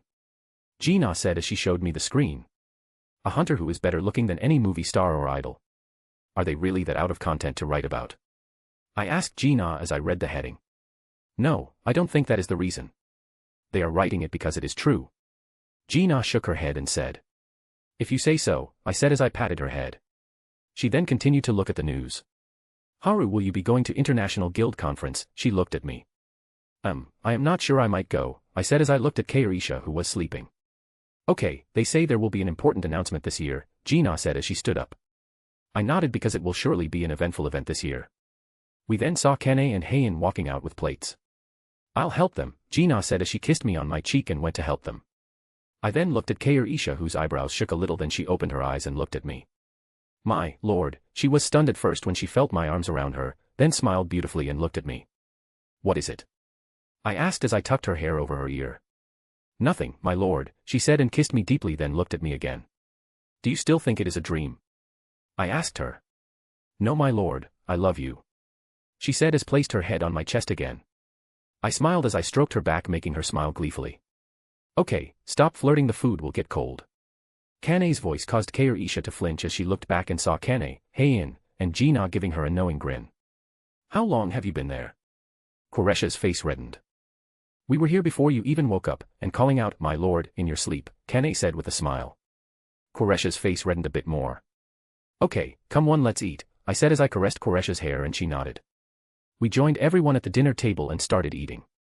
Umai, Gina said as she shouted as she ate courage and everyone nodded. What do you think about this, Haru? Kane said as she held a spoon near my mouth trying to feed me. The soup is really tasty, I ate it and said with a smile. Of course it is, I made it. Kane was feeling proud of her cooking. Haru say I heard Heian and did as she said. She fed me a piece of fried chicken with a smile. After the little episode, we talked about random stuff while eating our food. Thank you for the food. We all said. You guys rest a little, I'll handle the cleaning, I said and they all nodded with a smile. After that, I cleaned up the table and washed all the dishes as they all talked in the living room. When everything was cleaned, I walked into the living room where they were talking merrily and teasing Kairisha. My lord, they are teasing me, Kairisha said as she ran towards me. Oh, is that so? Hey, no one can tease my cute Kairisha, only I can do that, I said as I hugged her lovingly and everyone laughed. And my lord, you are teasing me as well, Koresa said as she pouted while looking upwards to meet my eyes. I shook my head and patted her head, then looked at the others who were smiling. Okay, let's go and sleep then, I said and they nodded, then walked into my room. I think we will need a bigger bed, I said while looking at the bed. What are you talking about? Kane's face turned a bit red. It is so we can sleep together, what were you thinking, you pervert? I teased Kane with a smirk. It is your fault for phrasing it like that, Kane said as she hit me on my shoulder and looked away while pouting. Okay, then I'll go take a shower, I said as I towards the bathroom in my room. They nodded and started talking with each other. Chapter 76, First Time. After 15 minutes I walked out of the shower and wiped my body with a towel. And changed into a plain orange yukata with my hair untied. I walked out of the shower. They were talking but stopped when they saw me. What happened? I said as moved the bang of hair that was covering my eye behind my ear with my fingers. Sigh asterisk. They all sighed together. What happened? Why are you all sighing like that? I said as I sat down in the middle of the bed.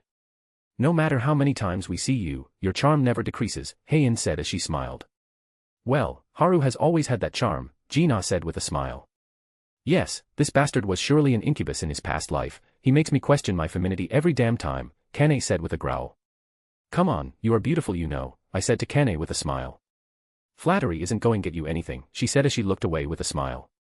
As expected of my lord. Kair-Isha is acting like usual. Okay, let's sleep now, it is getting late, I said as I lay down on my back. Good night, Heian climbed on my body and rested her head on my chest. Good night Haru, Gina hugged my waist from the left and buried her face in my sides. My lord good night, Kair-Isha rested her head on my shoulder as she hugged my hand tightly from the left side while blushing. Okay then I'll go to my room, Kane said as she was standing up. Where are you going? Come sleep here with me. I told her. But. She was about to say something but. Okay, come on here, I said as I gestured at my right side which was empty. She nodded with a red face and slept on my right side. I slipped my hand under her waist and pulled her closer. Kane was surprised. What are you so surprised about? Don't tell me you hate it. I asked her and Kane's face turned redder. No it isn't that, Kane answered in a small voice. Okay then, let's sleep now, I said as I caressed Kane's back soothing her a bit and she curled up like a kitten and hugged me tightly. I turned off the lights and we fell asleep.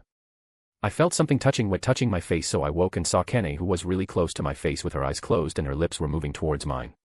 I smiled and let her lips touch mine. She was kissing my lips softly moving her lips sucking on them while she was caressing my face with her hands.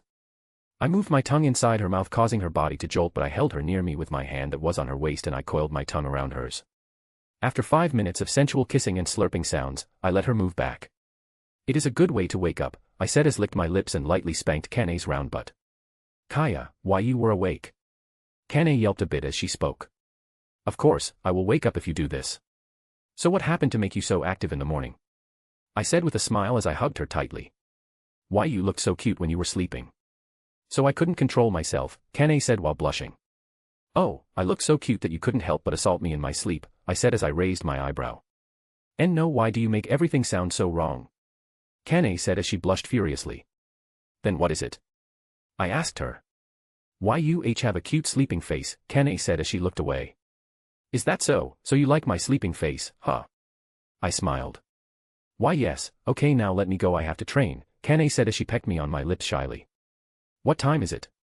I asked as I looked outside the window and the sun hasn't even risen yet. It is 4:30 a.m. I usually wake up at this time, Kane said. Seriously, what if you overwork yourself like this? You should rest more you know, I said as I stroked her back while looking at her gently. I'll keep it in mind, but I can't slack off and make you worry about me, she said as she kissed me lovingly and stood up. I sent her into the training ground to train so that she doesn't need to hold back and go all out. I slept some more and woke up at 7 with everyone then brought back Kane who has finished her training. After I made breakfast for everyone we ate together then did our usual work and trained. And cleared some gates together with Heian and Kane. And a week has passed like this. After Haru came back from Africa the world was in an uproar as he has achieved something that other national rank hunters have failed to do again. Solo clearing S-rank gates and wiping out the monster-infested region with Jinwoo. Their names were heard all over the world as people discussed about their power and 2 days after Haru came back, Jinwoo landed in Korea after finishing all the gates in Europe. The only gates left in Europe was the 2 gates in England as America has finished their gates with Christopher Reed and Thomas Andre taking the lead with many S-rank hunters. And the list of participants for the International Guild Conference was announced. The guild representing Korea was none other than Ajin Guild, replacing the Hunters Guild that was usually chosen. When Choi Jong-in was asked how he felt about Ajin Guild replacing them. Although I am saddened that I can't go there this year even after the trouble I went through to renew my passport and made sightseeing plans. He said as the reporters chuckled. Anyway, I am proud as a Korean that the one who will be representing us is Ajin Guild, which can be said to be the strongest guild in the world because of their achievements. So I have no regrets about not being able to attend the conference. His statement made many waves as he proclaimed those words. But no one was able to refute it. The guild he talked about wiped out 9 S-rank gates with 2 of the biggest monster-infested region like nothing. What else can you say? What they achieved was enough to show their power. And then the news of a new national rank hunter that will be named at the event, and there will also be an important announcement during the event. Koreans were gleeful when they heard this news because they knew about whom this news was referring to. And every branch of the Hunter Association in the world was in chaos because of the email they received from the International Hunter Associations. The internet was as lively as ever with netizens talking about recent topics as there were 3 days left for the International Guild Conference. Whoa, I can't wait for Hunter Haru to be crowned as the new national rank hunter. IKR, but it is kind of underwhelming because his power is already ahead of any national rank. Well, we have pretty much harassed the International Hunters Association for 10 days now and there hasn't been any response from them. How many times did their server overload and went down? A whopping 69 times and we stopped after that, LMAO. I see, you are a man of culture. UMU. I see, you are a man of UMU as well. UMU intensifies asterisk. I really feel bad for them ROFL. Sure doesn't look like it, LOL. Still, it is good that he gets the title because that is the highest rank a hunter can get. Mongrel, Haru-sama isn't getting the title because he deserves it, the title is getting the honor to be associated with Haru-sama's name. Understandable, have a nice day. That was the state of the internet at the moment. Discussing about Haru becoming a national rank hunter. But Haru was unconcerned about everything as he was too busy living his sugary life with his 4 lovers. And at this moment Haru and Heian were getting ready for their first time. Are you sure? Haru said. Yes, I am, Heian said with a smile. Okay then, here I go, Haru said. Will it fit inside? Heian asked a bit nervously. I am sure it will fit just fine, Haru said as he put it inside and pushed. Slowly, Heian said with a bit of fear. Okay, then slowly 1, 2, and thr-, Haru was saying as he slowly pushed but. Whack asterisk. Why does your conversation sound so weird, you closing a suitcase for God's sake, Kane said as he hit Haru on his head with a red face. What do you mean we are talking weird? It is you who is perverted here. Haru said as he rubbed his head as Heian giggled on the side looking at them. Damn you, Kane said as she jumped on Haru. After goofing around for some time they went back to what they were doing and packed the suitcase. As Haru and Heian will be going to America to attend the International Guild Conference together. And it was their first time going on a trip together. Wink asterisk. Chapter 77, to the airport. After packing our suitcase we walked outside in the living room. It was currently 9 in the morning and we had yet to have any breakfast. I saw Kane and Kair-isha were cooking breakfast with Gina lazing around on the sofa. Heian went into the kitchen to help them. Why aren't you studying? Do you want to fail your finals? I asked Gina who had her final exams in 2 weeks. I won't fail, you know I am at the top of my class, Gina said as she looked at me with a smile. Well, if you say so, I said as I sat down on the sofa and Gina rested her head on my lap and used her phone. After 5 minutes, Kane, Kair-isha, and Heian walked out of the kitchen with plates in their hands. Gina jumped from the sofa and ran straight towards the dinner table. I stood up and went to eat as well. We ate the delicious breakfast Kane and Kair-isha cooked without leaving anything behind as we cleared all the food. Kair-isha, are you sure about not tagging along? Heian asked Kair-isha while I was washing the dishes in the kitchen and placed them on the counter. Yes, I won't be going with my lord, as there is a lot of work to do here, Kair-isha said with a smile. Isn't this nice, Uni? You can have Haru for yourself for 3 days, Gina said with a grin. Oh, aren't you teasing me a bit too much these days? Heian said as she pinched Gina's cheeks. Ow, ow, ow, sorry. Gina cried out as Heian released her.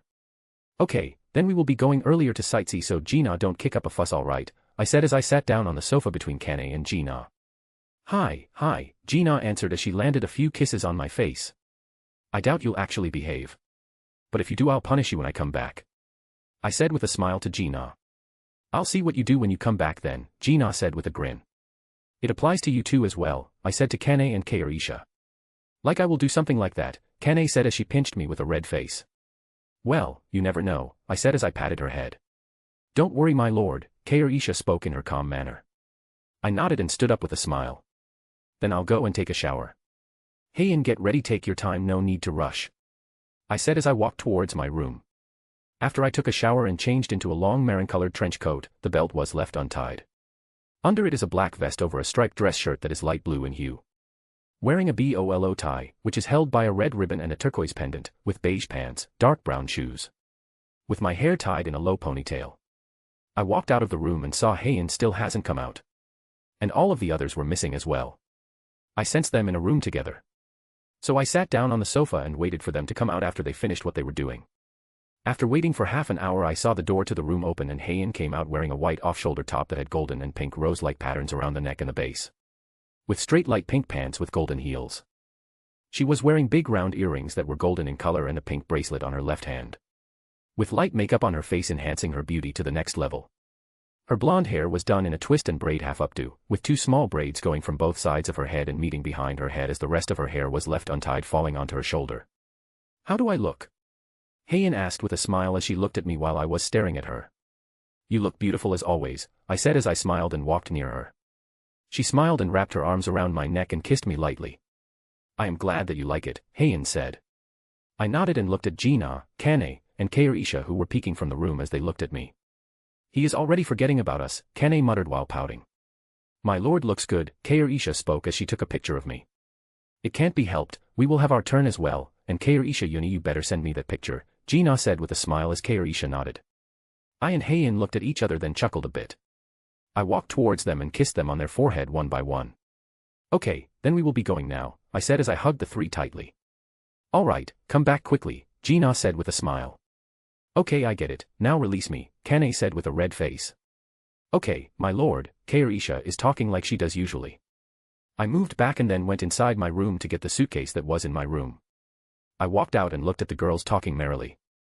Well, then we are leaving for the airport, I said as I looked at Gina, Kane, and Keirisha who nodded then hugged both Heian and me. Have fun alright Uni don't waste a good opportunity, Gina said causing Heian to smile. Okay, I won't then, Heian said as she hugged my arm. Ring asterisk ring asterisk. My phone rang I looked at the screen it was Jinwoo. Hello, what happened? I asked as I waved at the three and left with Heian. Don't what happened to me how long are you going to keep me waiting here? Oh, you know it takes time to get ready right, why are you in a rush? It is just you and Jinho anyway. I said as we boarded the elevator Heian hasn't said anything but she was just looking at me. Dash. Jinwoo didn't say anything and stayed silent. Hey are you serious? I asked with surprise. Dash, I don't what you are talking about. Jinwoo answered in a nervous voice. Oh, come on don't lie to me, I said with a chuckle. Dash, just come down already. Jinwoo said as he disconnected the call. Is he acting shy now? I titled my head. What happened are we late? Heian asked me. Oh, nothing Jinwoo just arrived downstairs let's go, and he is making a fuss as always, I said with a smile. Heian nodded with a smile. We exited the elevator and walked towards the parking lot. I found the van that Jinwoo drives and opened the door to the back seat. So, you finally came, I thought I had to wait for another hour, Jinwoo said. What are you talking about you just arrived here, I said as I rolled my eyes at his idiot. I placed my and Heian's suitcase in the back then looked at Jinho who was sitting in the back seat with a smile. Scoot over Jinho, I said as I sat down and pushed him further inside. Hey, how much space do you want? And are you making fun of me by calling me that? I know I might be an average and common boy but that's still harsh. Jinho said, A/N, ho in Sino-Korean means abundant or common. Why do you have to take everything negatively? Ho also means brave and chivalrous why do you have to pick up common, where is your confidence? I said as I patted his back. How can I get confident when I stay with you and Hyung? Jinho said as if I pressed a sore spot. Jinwoo why are you still driving a van why didn't you buy a bigger car, you're an S rank for God's sake. There isn't any space here. I said as I looked at him. At least I have a van, unlike a certain someone, Jinwoo said as he looked at me. Ugh, well I was too busy so I wasn't able to buy a car. There is no other reason. I said as I coughed. I guess it is about time I buy one. I thought in my mind. The bickering between us caused Heian and the person who was sitting in the passenger seat to giggle. Jinwoo has already started the car and we were on our way to the airport. Miss Cha also came with you Haru. Jinho said hello to Heian after he had recovered a little and then looked at Jinwoo then his mood worsened. Hey, why are you acting as you got excluded from something? I asked him. If I knew that you two are going to bring my sisters-in-law here, I wouldn't have come at all, I thought that Haru will come alone but. Why do you have to torture me like this? Jinho said in a feeble voice like all his life has been sucked out. Oh, now that you say it, Jinwoo aren't you forgetting something here? I asked Jinwoo with a smile. Wow, he is just ignoring me now, is this what a hit-and-run victim feels like? Jinho mumbled. Don't you know her already? Jinwoo said as he looked at me like, don't do it. It is like when there is a red button in front of you with the words, do not press the more you look at it the more you are tempted to press it. That is what I am feeling at this moment. Why are you acting so shy now? I asked with a smirk and saw Jinwoo's eyebrows were twitching. Chapter 78, Sightseeing. A pretty young woman with long bright orange hair, blue eyes, and pale skin was staring at Jinwoo while smiling sweetly causing him to blush a little as he cleared his throat. Her name is Lee Juhee, she is my girlfriend, Jinwoo said as he looked at the road. Nice to meet you, although we have met before. My name is Lee Juhee please treat me well. I am Jinwoo's girlfriend and have known him for a long time, Juhee said as she turned to look at the back seat and bowed a little with a smile. It must have been hard on you, huh? You must have suffered a lot because of him. Haru said with an apologetic expression as he bowed his head. Hey, why are you acting like you are the older one? You are the younger one, remember? Jinwoo said as he looked back. Come on, age doesn't matter here, as I am sure you must have caused her a lot of trouble. Look, she is nodding. Haru said as he pointed at Juhi, who was nodding. This caused Jinwoo to flinch a little as he scratched his head. He did cause me a lot of trouble by taking on dangerous tasks and always getting injured, even though I warned him so many times. He would always make me worry about him. He is also hard-headed and stubborn, Juhi said as she looked at Jinwoo, who was avoiding her gaze. But maybe I was attracted to him because of this and eventually fell for him without knowing it, Juhi said as she looked down, and Jinwoo blushed a little again. What are you blushing for? Haru said to Jinwoo with a smirk. Shut up, bastard, don't try to show off in front of me. You were the same before, Jinwoo shouted as he looked at Haru. What did you say? Haru shouted as he glared at Jinwoo. And they bickered like usual. They get along well, Heian said as Juhi nodded as she looked at Jinwoo. Who gets along with this guy? Both Haru and Jinwoo shouted at the same time as they pointed at each other. Hyung the R road Pipe att Jinho was saying, but. You shut up, again both Haru and Jinwoo said in unison as they glared at Jinho, causing him to shrivel up. Ji go to a foreign country, they said. It will be fun, they said. Jinho was questioning his decision to join this trip as Juhi and Heian were talking to each other, not bothering with the bickering duo. And they boarded the plane like that. And the plane took off and is currently on its way to Washington. Currently, the group was sitting down with the two couples talking. The talking was mainly done by Juhi and Heian, and Jinho was neglected like the middle child as he sat down in the corner seat looking lifeless. After a few hours, both Heian and Juhi felt tired. Haru, I'll take a small nap to wake me up when the plane lands, okay? Heian said as she kissed Haru on his cheek and placed her head on his shoulder while leaning on his body as she lifted the handrest between their seats. Okay, I'll wake you up, Haru said as he hugged Heian's shoulder and stroked her back, then kissed her forehead, making her smile as she hugged him tightly. TCH, get a room, bastard, Jinwoo said as he clicked his tongue. Jinwoo, wake me up when the plane lands, okay, Juhi said as she leaned her head on Jinwoo's shoulder and hugged his arm. Jinwoo wasn't even able to react. Yeah, you were saying? Haru asked Jinwoo with a grin. I'll get you next time. Jinwoo just looked away as he muttered. Haru laughed and suddenly asked. Hey, do you think we are forgetting someone? I don't know, Jinwoo said as he scratched his head. And Jinho was crying silently at this moment. The plane landed in Washington and everyone was waiting to exit the plane. Did you have a good sleep? Haru asked Heian, who was standing beside him. Yes, Heian nodded with a smile as she held onto his hand tightly. The air hostess, who was looking at them, was screaming happily in her mind but felt bitter about it as well. Damn it, why can't I have a relationship like that? Ugh, they look so good. The air hostess was having a hard time keeping a straight face as she looked at the sweet couple in front of her. Jinwoo was wearing a black shirt with black pants and a black trenchcoat walking with Juhi. And Jinho was wearing a brown business suit. They had removed their coats before as it would feel a bit uncomfortable. And everyone then exited the plane as they walked down the stairs. When they were near the departure gate to see a lot of reporters gathering there, they were held back by the employees of the airport, but whenever a group of powerful hunters arrived they would take pictures of them, and Haru's group arrived as they walked. The previously rowdy place was silent for a bit, but then the cameras flashed in tandem, almost blinding the normal people who were walking. Many reporters tried to ask questions but they were stopped by the employees that were there. Ugh, my eyes hurt, Jinho said as he rubbed his eyes. They walked out under the eyes of a lot of people who were looking at them. But they weren't nervous, or so to say. Juhi and Jinho were a bit nervous because of the stairs, but Jinwoo held Juhi's hand and she calmed down. Jinho was once again questioning why he came here. Yo, you came, Haru, they heard a loud voice and a tall man walking toward them. Thomas, how long have you been waiting here? Haru said as he high-fived Thomas, who was wearing his normal attire of a Hawaiian shirt and shorts. I just arrived, you know, didn't expect to see you here. Come on, let's go, we are staying in the same hotel anyway, so I thought of welcoming you to America, Thomas said with a grin. Well, it's good that I am with people I know, and hello Laura, Haru said as he waved at Laura, who was standing beside Thomas. Laura waved back with a smile, but it vanished when she saw Heian, who was holding Haru's hands. Oh, you brought your girlfriend as well, nice to meet you, Miss Cha. My name is Thomas Andre, Thomas said with a smile. Nice to meet you as well, Mr. Andre, Heian said as she bowed a little. Thomas nodded and looked at Jinwoo, who was also looking at him. Oh, is this the famous hunter Sung Jinwoo? Thomas said with a grin as he moved his hand for a handshake. Yes, nice to meet you, Jinwoo said in Korean, and Juhi translated for as she was proficient in English. After the handshake, they went towards the car that was waiting for them. They sat down on the limo that was parked in front of the gate. Our luggage was already loaded in it. We did talk about random topics on the way. as we were on our way to the hotel. After reaching the hotel, Thomas went to talk to the manager about something. Then he came back with a key. "Here, this is the key for your and Miss Cha's room." "No need to thank me," Thomas said with a grin and went away as he waved. Hae-in's face was a bit red, as Haru sighed. Jin-woo, Joo-hee, and Jin-ho have gone to their rooms, leaving only the two together. MC POV. It is still only 3 p.m. Do you want to go on a date? I asked Hae-in, who was a bit stunned when she heard my words. Okay, I want to look around as well, Hae-in said with a smile, and I nodded. We then walked out of the hotel to look around. We walked down the streets looking at famous tourist attractions this place had. We took pictures here and there and bought some stuff that others would like. Say, don't you think this will look good on Keirisha? Hae-in said as she held up a one-piece purple dress with a flowery design near the base of the dress.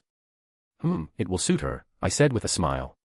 Yes, I thought so as well, Hae-in smiled as she immersed herself in shopping for others again. I smiled as I looked at her. After that, we found an arcade on the main street. Do you want to go? I asked Hae-in, who nodded. We went in to play the arcade games, but Hae-in's mood became a bit down. What happened? Do you not like here? I asked Hae-in as she shook her head. No, it isn't that, I just remembered my father, Hae-in said as she looked a bit sad. Chapter 79, A Little Date. Is that so? I asked her softly as I hugged her. Yes, I used to go to an arcade with my father every week when I was little. I lost my mom early. And my dad was busy working, but he would take me to an arcade every Sunday on his day off. Hae-in said as she hugged me with trembling hands. There was never any mention about Hae-in's parents in the novel, so she lost her mother early on and her father later. I thought as I caressed her back. He passed away in a car accident when I was 18 years old, Hae-in said as she looked up with tears forming in her eyes. I wiped her tears with my fingers, but I couldn't offer her any words as I know how useless it is for someone who has lost their loved ones. The words don't fill in that gap. I have been there myself, so I know it better than anyone. Hae-in rested her head on my chest as her hands around me tightened. After 20 minutes she moved back and looked at me. I love you, Haru, she said with a smile. I love you too, I said with a smile as I held her hand and interlocked our fingers as we walked around the place and then went back to the hotel. We found a waiter and told him to guide us to our room. As we didn't know where it was, after 5 minutes we arrived in our room and I noticed a bottle of wine with the name, Domaine Leroy Musicny Grand Cru, and 2 glasses with a note. No need to thank me. G-gang. These idiots. I muttered as I looked at the note and removed my trench coat and hung it on the coat rack. Haru, what would you like to eat? Hae-in asked while holding the phone.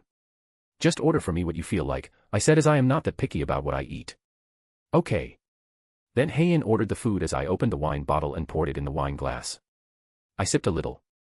And it tastes like tropical fruits, strawberries, and cherries with hints of leather and smoke. It's really a lovely wine. I thought as I stirred the wine glass. What are you doing here? Hae-in asked as she hugged me from behind. Wine, want some? I asked her as I showed her the glass I was drinking from. Just a little, Hae-in said as she took the glass and took a little sip. It is really good, Hae-in said with a smile. I sat down on the sofa with Hae-in hugging my left arm as I drank some wine with my right hand. After 5 minutes. Knock asterisk knock asterisk. Looks like the food is here, Hae-in said as she stood up and walked towards the door and opened it, and a waitress came in with a trolley and arranged all the food plates on the dinner table. I sat down beside Hae-in and after I refilled my wine glass, then we started eating the steak the Hae-in ordered as the waitress went back after a bow. Haru say Hae-in said as she held a piece of her steak in front of my mouth. It is tasty but not as good as the one you cook, I said as I ate. Oh, come on, we are in a 5-star hotel, you know, I just cook as a hobby, Hae-in said with a smile.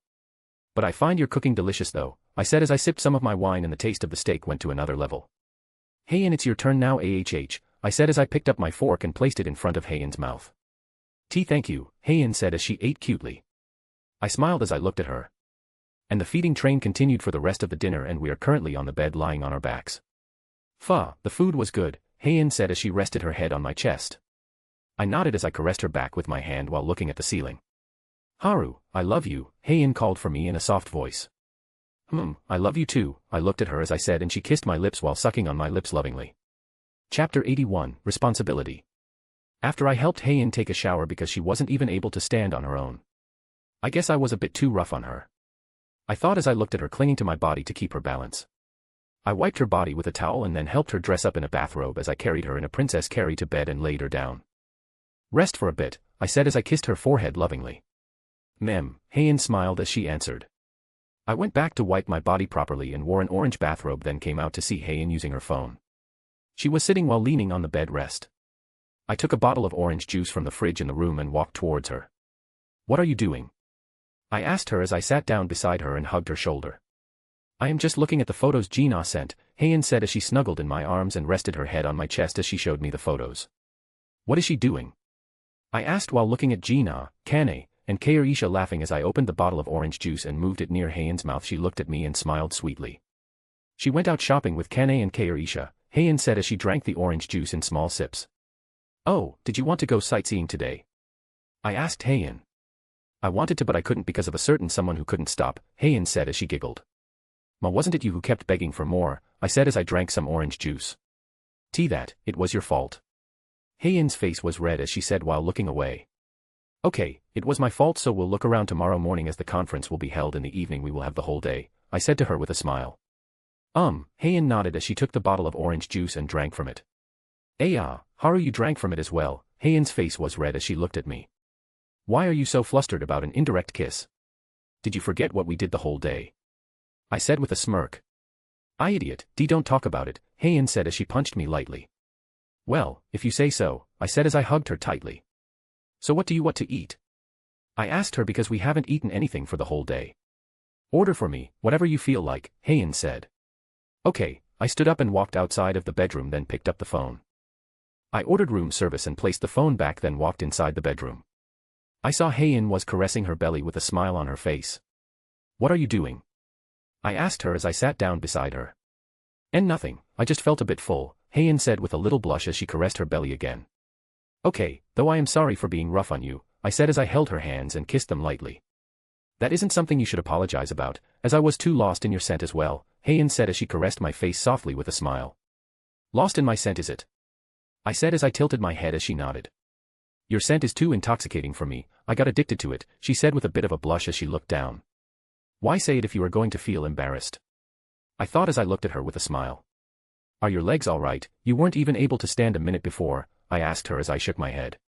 "No, they still feel numb, but it is all right, they'll be okay in an hour or so.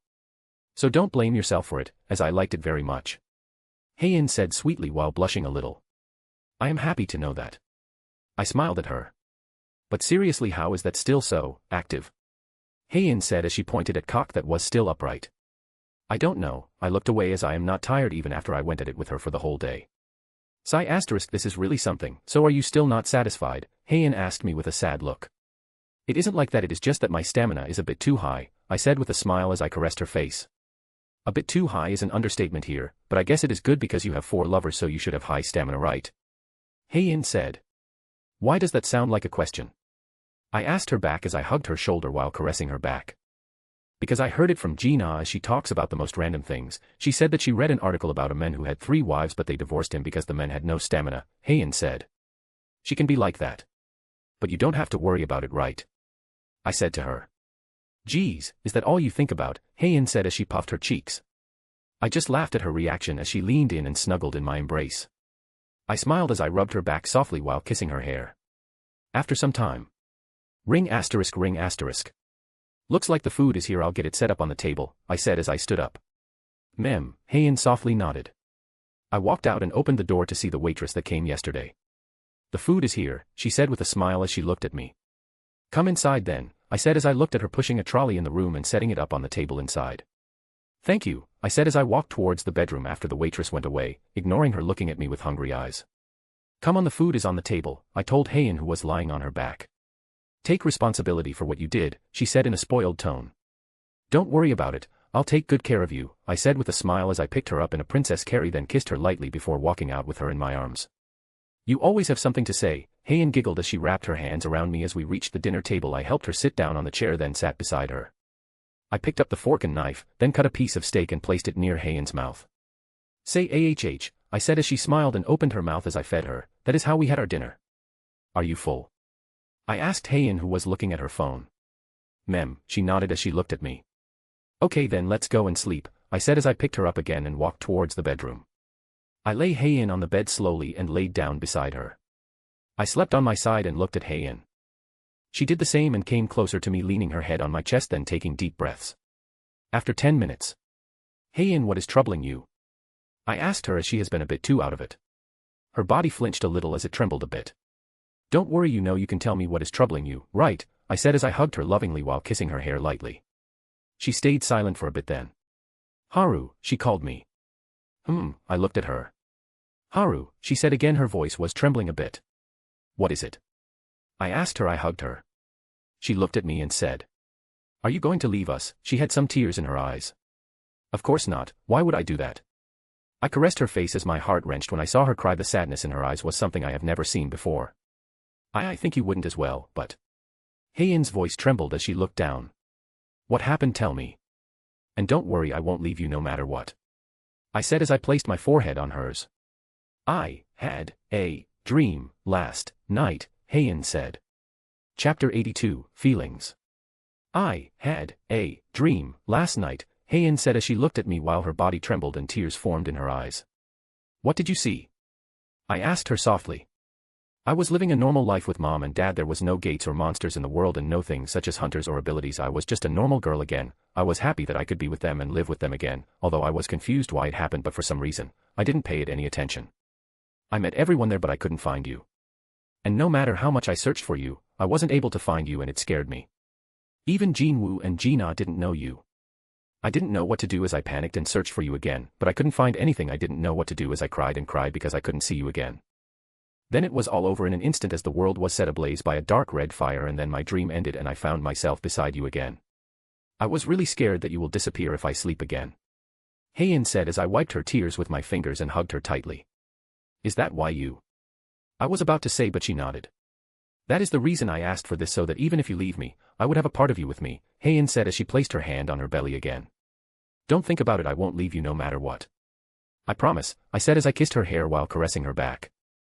Heian hugged me tightly again and looked at me. I love you, Haru, Heian said as she kissed me while crying. I love you too, I said and wiped her tears as she smiled and buried her head in my chest again. I caressed her back and she fell asleep in my embrace after I turned the lights off, but I wasn't able to sleep as I kept thinking about her words. Was it just a dream? I thought as I looked at Heian, who was sleeping with a peaceful expression with her head on my chest. Don't worry, I won't leave you no matter what, I said softly as I caressed her hair slowly. And started thinking about why it happened.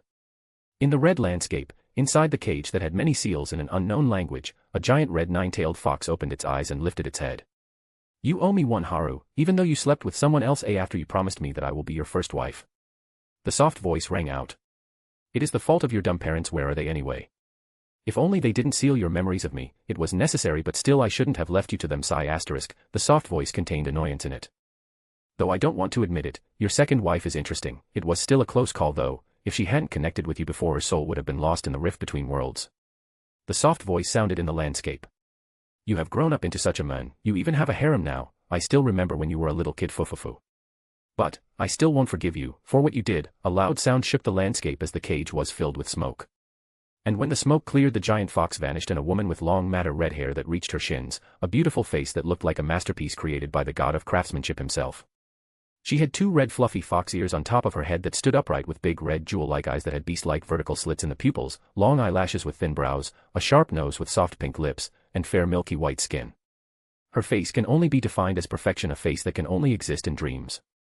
She had a buxom figure with big breasts, a slim waist, and wide hips with a bubbly but as 9 red fluffy tails moved behind her softly. Her voluptuous figure was covered by a thigh-length off-shoulder orange kimono with wide sleeves which were decorated with flower patterns and fastened by a red sash, with red stocking on her leg that came up to her supple thighs, creating a white domain between the end on her kimono and her stockings showing her plump thighs. Her kimono was barely able to contain her large breasts, as it looked like her breasts would spill out of her kimono if she moved a little.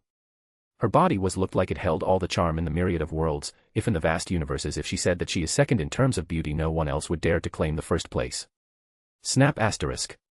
The woman snapped her fingers and a large bed appeared behind her and she sat down on it. Her every gesture was filled with immeasurable charm, from the way her eyebrows moved to every flick of her finger. Her every action can enchant a person. She crossed her right leg over her left seductively, and her fingers twirled with the ends of her hair while her tail swayed from left to right softly. No matter how much you apologize to me, I won't forgive you easily, you fufu. The woman smiled seductively as lay down on the bed, causing her massive boobs to jiggle, threatening to break free of the confines of her kimono. When will I be able to see you again?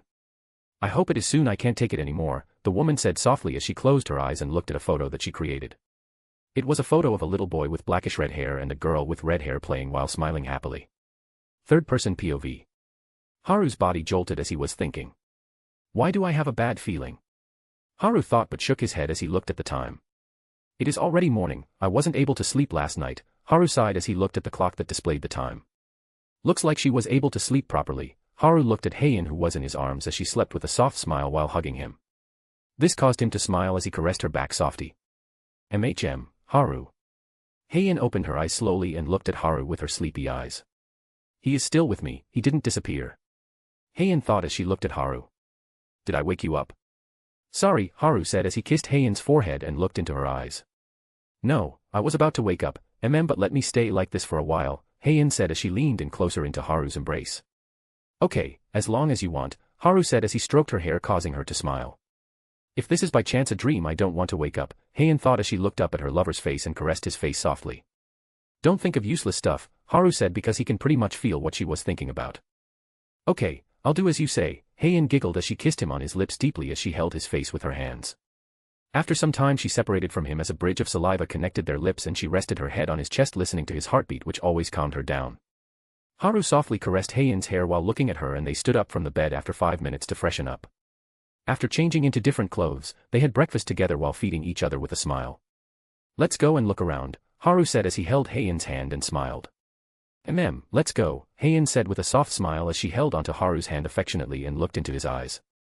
They went around the city for the whole day looking at different places and tourist attractions while trying different snacks. They shopped for everyone while they were looking around and bought clothes for each other as well.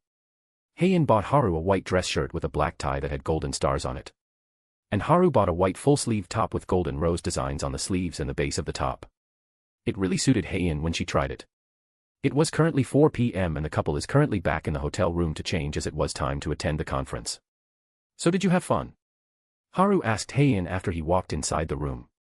Yes, I loved it, Heian answered with a sweet smile as she hugged Haru and rested her head on his chest. I see, Haru said while kissing her hair.